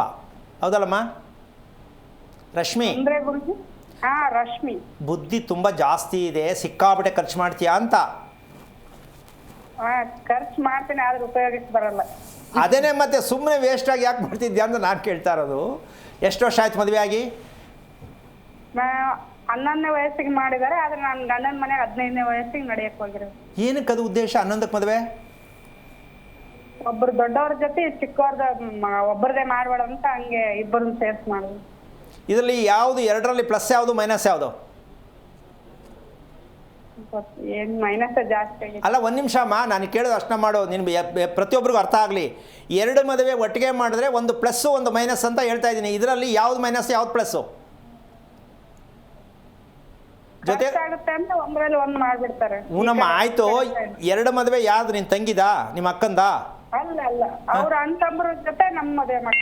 ಅದೇನೆ, ಆ ಅಣ್ಣ ತಮ್ಮದಿರ ಮದುವೆ ಚೆನ್ನಾಗಿದ್ದಾರ ಗಂಡ ಹೆಂಡತಿ? ನೀವು ಚೆನ್ನಾಗಿದ್ದೀರಾ ಅಂತ ಕೇಳ್ತಿದ್ದೀನಿ. ಯಾರು ಚೆನ್ನಾಗಿಲ್ಲ. ಇರೋದ್ರಲ್ಲಿ ಪರವಾಗಿಲ್ಲ ಅಂದ್ರೆ ಯಾವ್ದು ತಗೋತೀಯಾ? ನಿನ್ನ ಪೇರ್ ತಗೋತೀಯಾ, ಆ ಪೇರ್ ತಗೋತೀಯಾ? ನಮ್ದೇ ಚೆನ್ನಾಗಿರೋದು, ಇಬ್ಬರಲ್ಲಿ ಮದುವೆ ಆಗಿರೋದು. ಈಗ ಅರ್ಥ ಆಯ್ತು ಅಂತ ಅನ್ಕೋತೀನಿ. ದಯವಿಟ್ಟು ಇದೊಂದು ವಿಷಯ ಅಮ್ಮ, ಯಾವ ಕಾರಣಕ್ಕೂ 2 ಮದುವೆ ಮಾಡಿಕೊಂಡವರು ಒಂದು ಪ್ಲಸ್ಸು ಒಂದು ಮೈನಸ್ ಗ್ಯಾರಂಟಿ ನಡೆಯುತ್ತೆ. ಅದು ಅವ್ರ ವೈಯಕ್ತಿಕ ಅನುಭವ ಏನು ಮಾಡ್ಕೋತಾರೋ ಗೊತ್ತಿಲ್ಲ. ಒಂದು ಮನೆಯನ್ನು 2 ಭಾಗ ಮಾಡಿದ್ರೆ ಒಬ್ಬರು ಫೇಲು, ಒಬ್ಬರು ಪಾಸು. ಒಂದೇ ವರ್ಷದಲ್ಲಿ ಒಂದೇ ದಿನದಲ್ಲಿ ಇಬ್ಬರು ಮದುವೆ ಮಾಡಿದ್ರೆ ಅದು ಯಾರು ಹೇಳ್ತಾರೋ ಗೊತ್ತಿಲ್ಲ. ಮಾಡುವ ಹಾಗಿಲ್ಲ. ಆದರೂ ಮಾಡ್ತಾರೆ. ಆದರೆ ಬದುಕಬೇಕು ಅಂತ ಯಾರಿಗಾರು ಆಸೆ ಇಲ್ವೋ ಏನೋ ಗೊತ್ತಿಲ್ಲ, ಮನಸ್ಸೋ ಇಚ್ಛೆ ಅವ್ರ ಇಷ್ಟ ಬಂದಾಗ ನಡ್ಕೊಂಬಿಡೋದು. ನೋಡಿ ಪಾಪ ಈ ಹುಡುಗಿ ಕೇಳೋ ಪ್ರಶ್ನೆಗೆ ಉತ್ತರ ಕೊಡೋಕ್ಕಾಗಲ್ಲ. ನಾನು ಏನು ಮಾಡಿದೆ ಅಂತ ನನಗೆ ಶಿಕ್ಷೆ ಅಂತ ಈ ಹುಡುಗಿ ಯೋಚನೆ ಮಾಡುತ್ತೆ. ಕರೆಕ್ಟ್. ಯಾರು ಇದನ್ನು ಸರಿ ಮಾಡೋಕ್ಕಾಗೋದೇ ಇಲ್ಲ. ಹಾಗಂತ ನೀನು ಹೆದರ್ಕೊಳ್ಳೋದು ಬೇಡ. ಒಂದು ವಿಷಯ ಹೇಳ್ತೀನಿ ನಿನಗೆ, ತುಂಬ ಬೇಜಾರಾಗಿ ನನ್ನ ಕೈಲಿ ಇರೋಕ್ಕಾಗಲ್ಲ ಅಂತ ನೀನು ಹೇಳ್ತೀಯ, ನಿಮ್ಮ ಯಜಮಾನ್ರು ಹೇಳ್ತಾರ? ನಾನೇ ಜಾಸ್ತಿ. ನಿಮ್ಮ ಮನೆ ಎಷ್ಟು ವರ್ಷದ್ದು? ನಮ್ಮ ಮನೆ 14 ವರ್ಷದ ಕಟ್ಸಿರೋದು ನಾವು ಮದುವೆ ಆದ್ಮೇಲೆ. ಯಾರು ಕಟ್ಸಿ? ನಿಮ್ಮ ಯಜಮಾನ್ರಾ? ನಮ್ಮ ಯಜಮಾನ್ ಕಟ್ಸಿದ್ದಾರೆ. ದಕ್ಷಿಣ ಮುಖಕ್ಕೆ ಕಟ್ಟಿದ್ದಾರೆ. ಓಕೆ. ಎಷ್ಟೊತ್ತಿಗೆ ಬರ್ತಾರೆ ನಿಮ್ಮ ಯಜಮಾನ್ರು ಪ್ರತಿದಿನ ಮನೆಗೆ? ನಾವು ಆ ಮನೆ ಇರೋಕ್ಕಾಗದೆ ತವ್ರ ಮನೇಲಿ ಇದ್ದೀವಿ ಇವಾಗ. ತುಂಬ ಒಳ್ಳೆ ಕೆಲಸ ಮಾಡಿದೆ. ಈಗ ಅದಕ್ಕೆ ಏನು ಮಾಡು ಅಂತಂದರೆ, ಅಮ್ಮ ಕೇಳಿಸ್ಕೊತಿದ್ಯಾ? ಕೇಳಿಸ್ಕೊತೀನಿ ಗುರುಜಿ. ನಿಮ್ಮ ಯಜಮಾನ್ರು ಈಗ ಯಾವಾಗ ಹೋಗಿದ್ರು ನಿಮ್ಮ ತವ್ರ ಮನೆಗೆ? ನಾವು ಇವಾಗ ಬಂದು 2 ವರ್ಷ ಆಯ್ತು. ಫೋನ್ ಏನಿಲ್ವಾ? ಫೋನಲ್ಲಿ ಇದ್ದಾರೆ, ನಮ್ಮ ಜೊತೆನೇ ಇದ್ದಾರೆ ಅವರು. Okay fine. ಆ ಮನೆ ಏನು ಮಾಡಿದ್ರಿ? ಆ ಮನೆ ಅಷ್ಟೇ ಬಿಟ್ಟಿದ್ದೀವಿ. ಓಕೆ. ಅದೀಗ ನಿಮ್ಮ ಯಜಮಾನ್ರು ಏನು ಹೇಳ್ತಾರೆ ಆ ಮನೆ ಬಗ್ಗೆ? ಮಾರ್ಬೇಕಂತ ಹೇಳ್ತಿದ್ದಾರೆ, ಆದ್ರೆ ರೇಟ್ ಕಲಿತಾ ಇಲ್ಲ. ಅಲ್ಲ, ನಿಮ್ಗೆ ರೇಟ್ ಅಲ್ಲ, ತಗೊಳ್ಳೋರು ಬೇಕಲ್ಲ ಮನೇನ. ಹೌದು ಗುರುಜಿ. ಯಾರು ಫ್ರೀಯಾಗಿ ನನ್ನಂತರ ಯಾರು ಬಂದ್ರು ಕೊಟ್ಟರೆ ಫ್ರೀಯಾಗೂ ಬರ್ಸ್ಕೊಬೇಡ ಅಂತ ಹೇಳ್ತೀನಿ. ಹಂಗಂತ ಮನೆ ಸರಿ ಇಲ್ವಾ ಅಂತ ಅನ್ಕೋಬೇಡ. ಸರಿ ಇಲ್ವಾ ಅನ್ನೋ ಪ್ರಶ್ನೆಗಿನ್ನ ಮನೆಯನ್ನು ಗುರುತಿಸಿ ಕಟ್ಟಬೇಕಿತ್ತು, ಕಟ್ಟಿಲ್ಲ. ಅದಕ್ಕೆ ಇವತ್ತಿನ ಕಾಲದಲ್ಲಿ ಎಲ್ಲರೂ ಕೂಡ ಶಾಸ್ತ್ರ ಕೇಳ್ಬಿಟ್ಟೆ ಮನೆ ತಗೋತಾರೆ, ತಗೊಳ್ಳ ಬೇಡವಾ ಅಂತ. ಆ ಕಾರಣದಿಂದಾಗಿ ನಿಮ್ಮ ಮನೆ ಸೇಲ್ ಆಗಲ್ಲ. ಅದಕ್ಕೆ ಎಷ್ಟೋಗುತ್ತೋ ಅಷ್ಟು ಕೊಟ್ಬಿಟ್ಟು ಕೈ ಮುಗಿದ್ಬಿಟ್ಟು ಆ ದುಡ್ಡನ್ನ ಬೇರೆ ಕಡೆ ಹಾಕ್ಕೊಂಡ್ರೆ ಒಳ್ಳೆಯದು. ಸದ್ಯ ಮನೆ ಬಿಟ್ಟು ಈಚೆ ಬಂದ್ರಲ್ಲ, ಒಳ್ಳೆಯದು. ಅಲ್ಲೇ ಇದ್ರೆ ಇಷ್ಟೊತ್ತಿಗೆ ನೀನು ಒಂದು ಕಡೆ, ನಿಮ್ಮ ಯಜಮಾನ್ರು ಒಂದು ಕಡೆ ಆಗಬೇಕಿತ್ತು. ಅದೃಷ್ಟವಶಾತ್ ತೀರ್ಮಾನ ತೊಗೊಂಡಿದ್ದೀರಾ, ತುಂಬ ಒಳ್ಳೆಯದು. ನಿಮ್ಮ ಯಜಮಾನ್ರಿಗೆ ಇದೆಲ್ಲ ನಂಬಿಕೆ ಇದೆಯಾ? ಕೇಳೋದು ಮಾಡೋದ್ರಲ್ಲಿ ನಂಬಿಕೆ ಇದೆಯಾ? ನಂಬ್ತಾರೆ, ಬಟ್ ಏನು ಹೇಳಿದ್ರೆ ನಾನೇ ಮಾಡ್ಬೇಕು, ಅವ್ರೇನು ಮಾಡಲ್ಲ. ಓಕೆ. ಒಂದು ಅಮಾವಾಸ್ಯೆಯಲ್ಲಿ ಶ್ರೀರಂಗಪಟ್ಟಣದಲ್ಲಿ ಕಾವೇರಿ ನದಿ ಗೊತ್ತಲ್ವಾ? ಗೊತ್ತು ಗುರು. ಅಮಾವಾಸ್ಯೆ ದಿನ ಕಾವೇರಿ ನದಿಯಲ್ಲಿ ಸ್ನಾನ ಮಾಡಿ ಶಿವನ ದೇವಸ್ಥಾನಕ್ಕೆ ಒಂದು ಅಭಿಷೇಕ ಮಾಡಿಸು. ಗಂಡ ಹೆಂಡತಿ ಇಬ್ಬರೂ ಸುಮ್ಮನೆ ಹೋಗೋಣ ಬನ್ನಿರಿ ಪಿಕ್ನಿಕ್ ಥರ ಅಂತ ಕರ್ಕೊಂಡೋಗು. ಅದು ಮಾಡಿಸೋದ ಮೇಲೆ ಅವತ್ತು ರಾತ್ರಿ ನಿನಗೆ ಕನಸು ನಿದ್ದೆ ಎಲ್ಲ ಕ್ವಾಲಿಟಿ ಹೆಂಗೆ ಬಂತು ತಿಳ್ಕೊಂಡು ಇನ್ನೊಮ್ಮೆ ಕರೆ ಮಾಡು, ಹೇಳ್ಕೊಡ್ತೀನಿ. ಹೆದರಬೇಡ, ಸಂಸಾರ ಸರಿ ಮಾಡ್ಕೋ, ಇನ್ನೊಂದು ಮನೆ ಕಟ್ಟು, ಹೇಳ್ಕೊಡ್ತೀನಿ, ಹೆದರ್ಕೋಬೇಡ. ಒಳ್ಳೆಯದಾಗಲಿ. ರೈಟ್ ಗುರುಗಳೇ, ಆ ಸಂದೇಶದ ಬಗ್ಗೆ ನಾವು ಕಂಟಿನ್ಯೂ ಮಾಡೋದಾದರೆ, ಈಗ ನಾವು ಮಾಡಬೇಕು, ಚೆನ್ನಾಗಿರಬೇಕು, ಎಲ್ಲರಿಗೂ ಇಷ್ಟ. ಹೌದು. ಆದರೆ ಆಗ್ತಾ ಇಲ್ಲ. ಇದು ಒಂದು ದೊಡ್ಡ ಯಕ್ಷ ಪ್ರಶ್ನೆಯಾಗಿ ನಮ್ಮನ್ನು ಕಾಡ್ತಾ ಇರ್ತಕ್ಕಂಥ ಒಂದು ಲೆಕ್ಕಾಚಾರ. ಇಲ್ಲಿ ಸಂಸಾರದಲ್ಲಿ ನಡಿಬೇಕಾಗಿರ್ತಕ್ಕಂಥ ಧರ್ಮ ಯಾವುದು ಅನ್ನೋ ವಿಚಾರಕ್ಕೆ ಬಂದಾಗ ಅಲ್ಲಿ ಉತ್ಪತ್ತಿ ಆಗ್ತಕ್ಕಂಥ ಸಂದೇಶಗಳು ಏನು, ಏನು ಮಾಡಬೇಕಿತ್ತು, ಹಾಗಾದರೆ ಏನು ಮಾಡಿಲ್ಲ ನಾವು ಅಂತಕ್ಕಂತಹ ಒಂದು ಲೆಕ್ಕಾಚಾರಕ್ಕೆ ಬಂದಾಗ, ಬೆಳಿಗ್ಗೆ ನಾವು ಮಾಡ್ತಕ್ಕಂತಹ ಯಾವುದೇ ವಿಧಿವಿಧಾನಗಳಾಗಲಿ, ನಾನು ಆವಾಗಲೇ ಒಂದು ವಿಚಾರ ಹೇಳಿದೆ. ಹೆಣ್ಣು ಪ್ರಥಮವಾಗಿ ಮಹಾಲಕ್ಷ್ಮಿ ಸ್ವರೂಪವಾಗಿರ್ತಕ್ಕಂಥ ರೀತಿಯಲ್ಲಿ ಬೆಳಗಿನ ಜಾವದಲ್ಲಿ ಗಂಡನಿಗೆ ದರ್ಶನ ಕೊಡಬೇಕು. ಹೆಣ್ಣು ಮಹಾಲಕ್ಷ್ಮಿಯ ರೂಪದಲ್ಲಿ, ಅಂದರೆ ಸ್ನಾನ ಮಾಡಿಕೊಂಡು ಏನಿದೆ ಬಟ್ಟೆ ಹಾಕ್ಕೊಂಡು ಅರ್ಶಿನ ಕುಂಕುಮ ಏನಿದೆ ಅದನ್ನು ಬಳಸ್ಕೊಂಡು ಆ ಗಂಡನಿಗೆ ದರ್ಶನವನ್ನು ಕೊಡ್ತಕ್ಕಂಥದ್ದು, ಅಂದರೆ ಮುಖ ತೋರಿಸ್ತಕ್ಕಂಥ ಒಂದು ಪ್ರಾರಂಭ ಸಂಕಲ್ಪ ಅವತ್ತಿಂದನೇ ಆಗಬೇಕು. ಹೌದು, ಬೆಳಗಿನ ಜಾವದಲ್ಲೇ ಆಗಬೇಕು. ಇದು ಯಾಕೆ ಆಗಬೇಕು? ಸೂರ್ಯನನ್ನು ಎಷ್ಟರ ಮಟ್ಟಕ್ಕೆ ಭಗವಂತನಿಗೆ ಆಂಜನೇಯನ ಮೂಲಕವಾಗಿ ಸೂರ್ಯನಿಗೆ ಬಿಳಿದು ತಾವರೆ ಹೂ ಕಳಿಸ್ತಾರಂತೆ. ಇದನ್ನು ಕೊಟ್ಟು ಬಾ ಶ್ರೀರಾಮ. ಅದಕ್ಕೆ ಅವರು ಸೂರ್ಯ ಶ್ರೀರಾಮನಿಗೆ ಇದು ಕೊಡುವಂಥ ಮಾಮೂಲಿ ಕಮಲ ಇರುತ್ತಲ್ಲ, ಅದನ್ನು ಕೊಡ್ತಾರಂತೆ. ಒಳ್ಳೆ ಮಳೆ ಬೆಳೆ ಆಗಲಿ ಇದು ತೊಗೊಂಡೋಗಿ ಅವ್ರಿಗೆ ಕೊಡುವಂಥ. ಯಾಕೆ ಅಂದರೆ ಆ ಸಮಯ ಅಂತಹ ಶ್ರೀ ಮಹಾಲಕ್ಷ್ಮಿ ಪ್ರತಿಯೊಂದು ಮನೆಗೂ ಪ್ರತಿ ಕುಟುಂಬಕ್ಕೂ ಅನುಗ್ರಹ ಪ್ರಾಪ್ತಿ ಆಗಬೇಕು. ಮಹಾಲಕ್ಷ್ಮಿ ಆಗಬೇಕು ಅಂದರೆ ಪ್ರಾತಃಕಾಲದಲ್ಲಿ ದಿನಚರಿಯನ್ನು ಮುಗಿಸಿ ಹೊಸಲು ಪೂಜೆಯನ್ನು ಮಾಡ್ತಕ್ಕಂತಹ ಮಟ್ಟಕ್ಕೆ ಬಂದಾಗ ಆ ಹೊಸಲು ದಾಟಿ ಯಾರೋ ಹೋಗ್ತಾರೆ ಅವ್ರಿಗೆಲ್ಲ ಅದರ ಆಶೀರ್ವಾದ ಆಗತ್ತೆ ಅಂತ ಒಂದು ಲೆಕ್ಕಾಚಾರ. ಈಗ ಇದು ಎಷ್ಟು ಮಟ್ಟಕ್ಕೆ ಆಗತ್ತೆ ಪ್ರತಿದಿನ ಮನೆಯಲ್ಲಿ, ಎಷ್ಟು ಹೆಂಗಸರು ಇದನ್ನು ಮಾಡ್ತಾರೆ? ಎರಡನೇದು, ಸೂರ್ಯ ಮತ್ತು ಚಂದ್ರ ಪ್ರಪಂಚಕ್ಕೆ ಕಾಣ್ತಕ್ಕಂತಹ ದೇವರು, ಹೌದಾ? ಇವರಿಬ್ಬರನ್ನು ಆರಾಧಿಸ್ತಾ ಇರ್ತಕ್ಕಂಥವ್ರು ಎಷ್ಟು ಗಂಡ ಹೆಂಡ್ತಿದ್ದಾರೆ? ಹೌದು. ಆರಾಧಿಸ್ಬೇಕಾ ಬೇಡವಾ? ಆರಾಧಿಸ್ಲೇಬೇಕು. ಎಲ್ಲಿ ಮಾಡ್ತಾ ಇದ್ದಾರೆ? ಸಂಜೆಯ ಉದಯ ಚಂದ್ರನನ್ನು ದರ್ಶನ ಮಾಡಬೇಕು ದಂಪತಿಗಳು. ಸಂಜೆಯ ಉದಯ ಚಂದ್ರನನ್ನು ನಕ್ಷತ್ರದ ಮೂಲಕವಾಗಿ ದರ್ಶನ ಯಾವ ಗಂಡು ಹೆಂಡತಿ ಮಾಡ್ತಾರೆ, ಜೀವನದಲ್ಲಿ ನೆಮ್ಮದಿಯಾಗಿ ಖುಷಿಯಾಗಿ ಆರೋಗ್ಯವಾಗಿರೋದಕ್ಕೆ ಶಾಶ್ವತವಾದ ಪರಿಹಾರ ಸಿಕ್ಕತ್ತೆ. ಇದಕ್ಕೆ ಪ್ರದೋಷ ಅಂತಾರೆ. ಪ್ರತಿದಿನ ಸಂಜೆ ಪ್ರದೋಷ ಗಂಡ ಹೆಂಡತಿ ಜೊತೆಯಲ್ಲೇ ಇರಬೇಕು. ಎಲ್ಲಿದ್ದಾರೆ? ಇವಾಗ ಕೇಳ್ತಾರೆ, ಸ್ವಾಮಿ ನೀವು ಹೇಳ್ದಂಗೆ ನಾನೆಲ್ಲೋ ಡ್ಯೂಟಿಗೆ ಹೋಗಿರ್ತೀನಿ, ಬರೋದೇ 10 ಗಂಟೆ ಆಯ್ತು, ನಾನೇ ಜೊತೆಲಿರಲಿ. ಹೌದು. ಅದು ಬೇರೆ. ಇನ್ನೊಂದು ಕಡೆ ಹೆಂಗಸರೇ ನಾನೇ ಡ್ಯೂಟಿಗೆ ಹೋಗಿ ಮನೆಗೆ ಬರತ್ತ 9 ಆಗುತ್ತೆ ಅಂತ ಹೆಂಗಸರು ಹೇಳ್ತಾರೆ. ಎರಡೂ ಹೌದು ವಿಚಾರ. ಈಗ ಪ್ರದೋಷದಲ್ಲಿ ಮನೇಲಿ ಇರಬೇಕಾ ಅಂತ ಹೆಂಗಾಗತ್ತೆ ಅಂದರೆ, ಸಮಸ್ಯೆ ಇದೆ ಅಂದರೆ ನಾವು ಇದನ್ನ ಏನೂ ಮಾಡೋಕ್ಕಾಗಲ್ಲ, ಅದು ನಿಮ್ಗೆ ವೈಯಕ್ತಿಕವಾಗಿ ಸೇರಿದ್ದು. ಹೌದು, ಹೌದು ತಾನೆ? ಅಂತೂ ಧರ್ಮ ಅಂತಕ್ಕಂಥದ್ದು ದಾಂಪತ್ಯದ ಒಂದು ಸಂಸಾರ ಅಂತಕ್ಕಂಥದ್ದು ನಾವು ಯಾವಾಗ ಎಂಟ್ರಿ ಆಗ್ತೀವಿ, ಧರ್ಮವನ್ನ ಈ ಸಂಸಾರದ ಜಂಜಾಟದಿಂದ ಅಮುಕ್ಬಿಡುತ್ತಮ್ಮ. ಕಮಿಟ್ಮೆಂಟ್ ಇರುತ್ತಲ್ಲ. ಹೌದು. ಈ ಸಂಸಾರ ಧರ್ಮ ಎಲ್ರಿಗೂ ಆಸೆ, ಹೀಗೆ ಇರಬೇಕು ಹೀಗೆ ಇರ್ಬೇಕಂತ. ಆದರೆ ಆ ಸಂಸಾರದ ತೊಳಲಾಟದಲ್ಲಿ ನಾನು ಏನು ಮಾಡಬೇಕು, ಹೇಗೆ ನಡ್ಕೋಬೇಕು, ಎಷ್ಟೊತ್ತಿಗೆ ಮಲಗಬೇಕು, ಎಷ್ಟೊತ್ತಿಗೆ ಹೇಳ್ಬೇಕು ಅಂತ ಮರ್ತೋಗುತ್ತಂತೆ. ಹೌದು. ಈ ಸಂಸಾರದ ಜಂಜಾಟ ಧರ್ಮವನ್ನ ಮುಚ್ಚಾಕತ್ತೆ. ಈಗ ಮುಚ್ಚಾಕದೇ ಇರೋ ರೀತಿ ಇರಬೇಕಾದ್ರೆ ಏನು ಮಾಡಬೇಕಾಗತ್ತೆ, ಇಲ್ಲಿ ಪ್ರಶ್ನೆ ಬರುತ್ತೆ. ಖಂಡಿತ ಗುರುಗಳೇ, ಮಾತಾಡ್ತೀನಿ. ಗೀತಾ ಅಂತ ಕರೆ ಮಾಡಿದ್ದಾರೆ. ನಮಸ್ಕಾರ ಗೀತಾ ಅವರೇ. ನಮಸ್ಕಾರ ಮೇಡಮ್. ಗುರುಗಳಿದ್ದಾರೆ, ಮಾತಾಡಿ. ಹಲೋ. ಹಲೋ, ನಮಸ್ಕಾರ ಗುರುಗಳೇ. ನಾರಾಯಣ. ಹೇಳಿಮ್ಮ ಗೀತಾ. ನನ್ನ ಹೆಸರು ಗೀತಾ ಅಂತ. ಹಾ, ನಮ್ಮನೆ ತುಂಬಾ ಪ್ರಾಬ್ಲಮ್ ಗುರುಜಿ. ಯಾವ ಊರು? ಯಾವ ಊರು? ನಾವು ಬೆಂಗಳೂರಲ್ಲಿ ಇರೋದು ಗುರುಜಿ. ಓಕೆ. ಏನು ಪ್ರಾಬ್ಲಮ್ ಅಂದರೆ ದಾಂಪತ್ಯದ, ಕುಟುಂಬದ, ಹೇಗೆ? ಎಲ್ಲ ಗುರುಜಿ, ಮಕ್ಕಳು ಮತ್ತೆ ಮನೇಲಿ ಮಾಮೂಲಿ ಜಗಳ ಯಾವಾಗ್ಲೂ. ಮದುವೆಯಾಗಿ ಎಷ್ಟು ವರ್ಷ ಆಯ್ತಮ್ಮ? ಇನ್ನೇನ್ 20 ವರ್ಷ ಆಯ್ತದೆ. 20 ವರ್ಷ. ಯಾವ ವಾರ ಮದುವೆ ಆಗಿದ್ದು?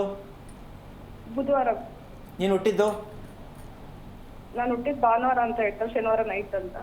ರಾತ್ರಿ ಎಷ್ಟೊತ್ತಲ್ಲಿ ಇರ್ಬೋದು ಅಂದಾಜಾಗಿ? ಮಧ್ಯರಾತ್ರಿನಾ ರಾತ್ರಿನಾ? ಮಧ್ಯರಾತ್ರಿನೇ ಅಂತ ಹೇಳಿ. ನಿಮ್ಮ ಯಜಮಾನ್ರು ಯಾವಾಗ ಹುಟ್ಟಿದ್ದು? ಬೆಳಕಲ್ಲ ರಾತ್ರಿಲ್ಲ ಅಂತ ಗೊತ್ತಾ? ಇಲ್ಲ ಗುರುಜಿ, ಅವ್ರ ಬಗ್ಗೆ ಏನೋ ಗೊತ್ತಿಲ್ಲ, ಮಕ್ಕಳ ಬಗ್ಗೆ ಮಾತ್ರ. ಈ ಮ್ಯಾಚಿಂಗ್ ಮಾಡ್ತಾರಲ್ಲಮ್ಮ, ಈ ಮ್ಯಾಚಿಂಗ್ ಮಾಡುವಾಗ ಇದನ್ನು ನೋಡಬೇಕು. ಹುಡುಗ ರಾತ್ರಿ ಹುಟ್ಟಿದ್ರೆ, ರಾತ್ರಿ ಹುಟ್ಟಿರೋ ಹುಡುಗಿ ಜೊತೆ ಮದುವೆ ಮಾಡಬೇಕು. ಇದೆಲ್ಲ ಸೈಡ್ಗೆ ಹಾಕ್ಬಿಡ್ತಾರೆ. ಹೆಸರು ಬಲ ಹೊಂದಾಣಿಕೆ ಮದುವೆ ಮಾಡ್ಬಿಡೋದು. ಎಷ್ಟನೇ ಹುಡುಗನಿಗೆ ಎಷ್ಟನೇ ಹುಡುಗಿ ಮದುವೆ ಮಾಡಬೇಕು ಅದು ಲೆಕ್ಕ ಇದೆ. ಮೊದಲನೇದು ಒಂದು ಆಗಂಗಿಲ್ಲ ಮದುವೆ. ಯಾಕೆಂದ್ರೆ ಹುಟ್ಟೋದೇ ದಡ್ಡ ಮುಂಡೆದು ಹುಟ್ಟುತ್ತದೆ. ಮೊದಲನೇ ಹುಡುಗಿ ಮೊದಲನೇ ಹುಡುಗ ಮದುವೆ ಮಾಡೋ ಹಾಗಿಲ್ಲ. ಜ್ಯೇಷ್ಠ ಪುತ್ರ ಜ್ಯೇಷ್ಠ ಪುತ್ರಿ ಮದುವೆ ಇಲ್ಲ. ಯಾಕೆಂದ್ರೆ ಹುಟ್ಟುವ ಸಂತಾನ ಪೂರ್ಣ ಫೇಲ್. 1, 2, 3, 5 ಈ ಥರ ಕಾಂಬಿನೇಷನ್ ಕೊಡಬೇಕು. ಯಾಕೆಂದರೆ ಬ್ಲಡ್ ರಿಲೇಷನ್ಶಿಪ್ ಎಷ್ಟು ಚೆನ್ನಾಗಿರುತ್ತೆ ಅಂತಕ್ಕಂಥದ್ದು ಅದನ್ನು ಗುರ್ತಿಸೋಕೆ ಬೇಕಾಗತ್ತೆ. ಖಂಡಿತ ಖಂಡಿತ. ಮತ್ತೊಬ್ರು ಕರೆ ಮಾಡಿದ್ದಾರೆ, ಮಂಜುನಾಥ್ ಅಂತ ಹೇಳಿ. ನಮಸ್ಕಾರ ಮಂಜುನಾಥ್ ಅವರೇ. ನಮಸ್ಕಾರ ಮೇಡಮ್. ಗುರುಗಳಿದ್ದಾರೆ, ಮಾತಾಡಿ. ಹಲೋ. ಹೇಳಿ. ಹಲೋ. ಹಾಂ ಹೇಳಿ ಮಂಜುನಾಥ್. ಸರ್, ನಾವೊಂದು ಮನೆ ಕಟ್ತಾ ಇದ್ದೀವಿ. ಹಾಂ. ಅದು ಯಾಕೋ ಕೈ ಗುರ್ತಾ ಇಲ್ಲ. ಎಷ್ಟು ವರ್ಷ ಆಯಿತು? ಈಗ ಫೌಂಡೇಶನ್ ಆಗಿ 19 ವರ್ಷ ಆಗಿತ್ತು. ಹಾಂ. ಫೌಂಡೇಶನ್ ಆಗಿ 10 ವರ್ಷ ಆಗಿತ್ತು. ಹಾಂ. ಅದೇ ಫೌಂಡೇಶನ್ಗೆ ಮತ್ತೆ ಅದೇ ಆಯ್ಕೆ ಕಟ್ತೀವಿ. ಮನೆ ಎಲ್ಲ ಆಗಿದೆ ಈಗ. ಹಾಂ. 19 ಅಡಿ ಆಗಲ್ಲ, 45 ಅಡಿ ಉದ್ದ ತಗೊಂಡಿದ್ದೀನಿ. 45 ಯಾವ ದಿಕ್ಕಿಗೆ? ದಕ್ಷಿಣ ಉತ್ತರ. ಉತ್ತರ ದಕ್ಷಿಣ 45. ಪೂರ್ವ ಪಶ್ಚಿಮ 19. ಇದು ನೀವೇ ತಗೊಂಡಿದ್ದ ಅಥವಾ ಯಾರೋ ಹೇಳಿದ್ರಾ? ಹೇಳಿರೋದು ತಗೊಂಡಿರೋದು. ಅವರೇ ಹೇಳಿದ್ರ ಇಷ್ಟು ಕಟ್ಟಿ ಅಂತ? ಸರಿ, ಟೋಟಲ್ ಸೈಟ್ ಎಷ್ಟಿದೆ? ಟೋಟಲ್ ಸೈಟ್ 2 ಗುಂಟೆ ಇದೆ. 2 ಗುಂಟೆ. ಓಕೆ. ಯಾರ ಹೆಸರಿಗೆ ಮನೆ ಮಾಡಿಸ್ತಾ ಇರೋದು? ಯಾರ ಹೆಸರಿಗೆ ಮನೆ ಅದಿರೋದು ಅಂದೆ? ಪ್ರಭಾವತಿ. ಓಕೆ. ನಾಯಿಗಳು ಎಷ್ಟು ಬಂದು ಮಲ್ಕೊಳ್ಳುತ್ತೆ ಫೌಂಡೇಶನ್ ಮೇಲೆ? ಮುಂದೆ ಫೌಂಡೇಶನ್ ಮೇಲೆ ಮುಂದ್ಗಡೆ ಮನೆ ಮುಂದೆ ನಾಯಿಗಳು ಎಷ್ಟಿರುತ್ತೆ ಅಂದೆ? ನಾಯಿಗಳ? ಹಾಂ. ಇರಲ್ಲ ಸರ್. ಅಲ್ಲಪ್ಪ, ನಾಯಿಗಳು ಬಂದು ಮಲಗೋದು ನೋಡಿದ್ರಾ? ಫೌಂಡೇಶನ್ ಇದ್ದಾಗ ಮಲಗ್ತಾ ಇದ್ದಿದ್ದು, ಈಗ ನಾಯಿಗಳು ಬಂದು ಮುಂದೆ ಗುಂಪು ಸೇರ್ಕೊಳ್ಳೋದು ನೋಡಿದ್ದೀರಾ ಅಂತ ಕೇಳಿದೆ. ಇಲ್ಲ ಇಲ್ಲ ಇಲ್ಲ, ನಮ್ದೇ ಒಂದು ನಾಯಿ ಇರುತ್ತೆ ಅಷ್ಟೇ. ಎಷ್ಟು ವರ್ಷದಿಂದ ಇದೆ ನಾಯಿ ಅದು? ಈಗ ಈ ವರ್ಷದಿಂದ ಇರೋದಷ್ಟೇ. ಓಕೆ. ಮೊದಲಿತ್ತ ನಾಯಿ? ನಮ್ದೇ ಸಾಕಿರೋದು. ಅಲ್ಲ, ಮೊದಲು ಇತ್ತ ನಾಯಿ ಎಂದೆ? ಇಲ್ಲ ಇಲ್ಲ, ನಾವು ಸಾಕಿರೋದೇ ಅಲ್ಲಿ ದನ ಕಟ್ತಾ ಇದೀವಿ. ಓಕೆ, ಒಳ್ಳೆಯದು. ಆದರೆ ಒಂದು ತಿಳ್ಕೊಳ್ಳಿ, ಹಾ ನಿಮಗೆ ವಿಚಾರ ಇಷ್ಟೇ, ಎಷ್ಟು ಬಾಗಿಲಿಟ್ಟಿದ್ದೀರಾ ಅಂತ ಮೊದಲು ನೆನೆಸ್ಕೊಳ್ಳಿ. ಉತ್ತರ ದಕ್ಷಿಣಕ್ಕೆ ಬಾಗಿಲು ಎಷ್ಟಿಟ್ಟಿದ್ದೀರಾ ಅಂತ ನೋಡ್ಕೊಂಡಿದ್ದೀರಾ? ಉತ್ತರ ದಕ್ಷಿಣಕ್ಕೆ ಬಾಗ್ಲಿಲ್ಲ. ಇನ್ನೆಲ್ಲಿ ಪೂರ್ವಕ? ಪೂರ್ವಕ್ಕೆ ಬಾಗ್ಲಿದೆ. ಹಾಂ, ಉತ್ತರಕ್ಕೆ ಹಿತ್ಲು ಬಾಗ್ಲಿದೆ. ಓಕೆ. ಆದರೆ ಒಂದು ಗಮನಿಸ್ಕೋಬೇಕು ನೀವು, ಯಾವ ಕಾರಣಕ್ಕೂ ಆ ಮನೆಯನ್ನು ನಿಂತಿದ್ದಾಗಲೇ ನೀವು ತಿಳ್ಕೊಬೇಕಿತ್ತು ಇದನ್ನು ಸರಿಯಾಗಿ ತಿಳ್ಕೊಂಡು ಕಟ್ಟಬೇಕು ಅಂತ. ನಾವು ಸೂರ್ಯನ ಕಡೆ ಬೆಳಗ್ಗೆ ಸಂಜೆ ಸೂರ್ಯನ ಕಡೆ ಓಡಾಡಬೇಕಾ, ಯಮನ್ ದಿಕ್ಕಿಗೆ ಓಡಾಡಬೇಕಾ?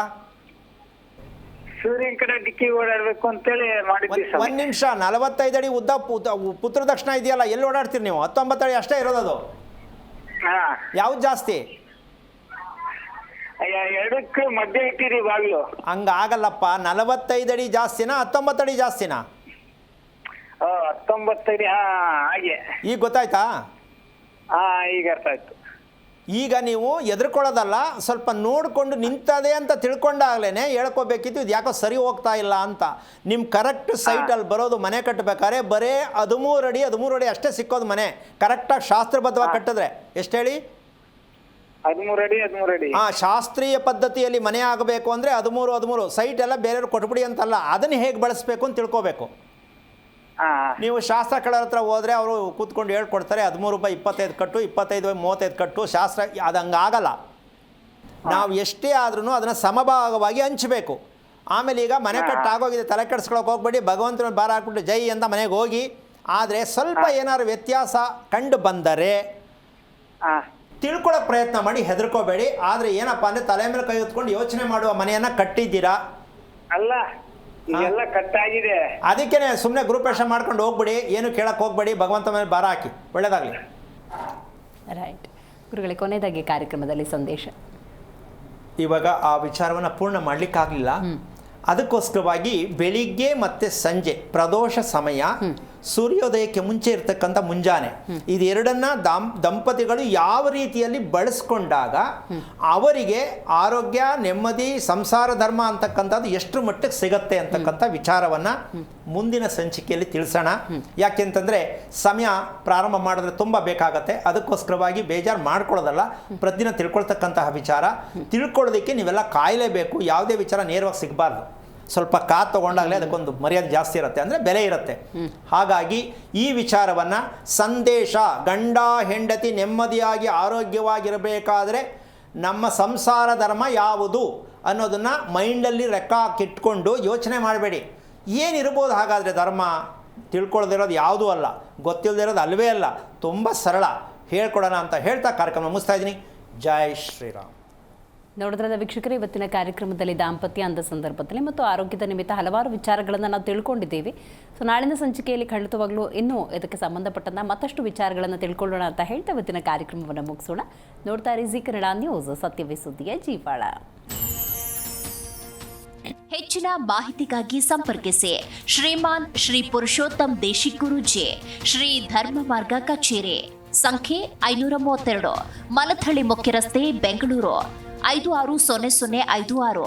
ಸಂಪರ್ಕಿಸಿ 9108258834, 8618915231, 901949493967.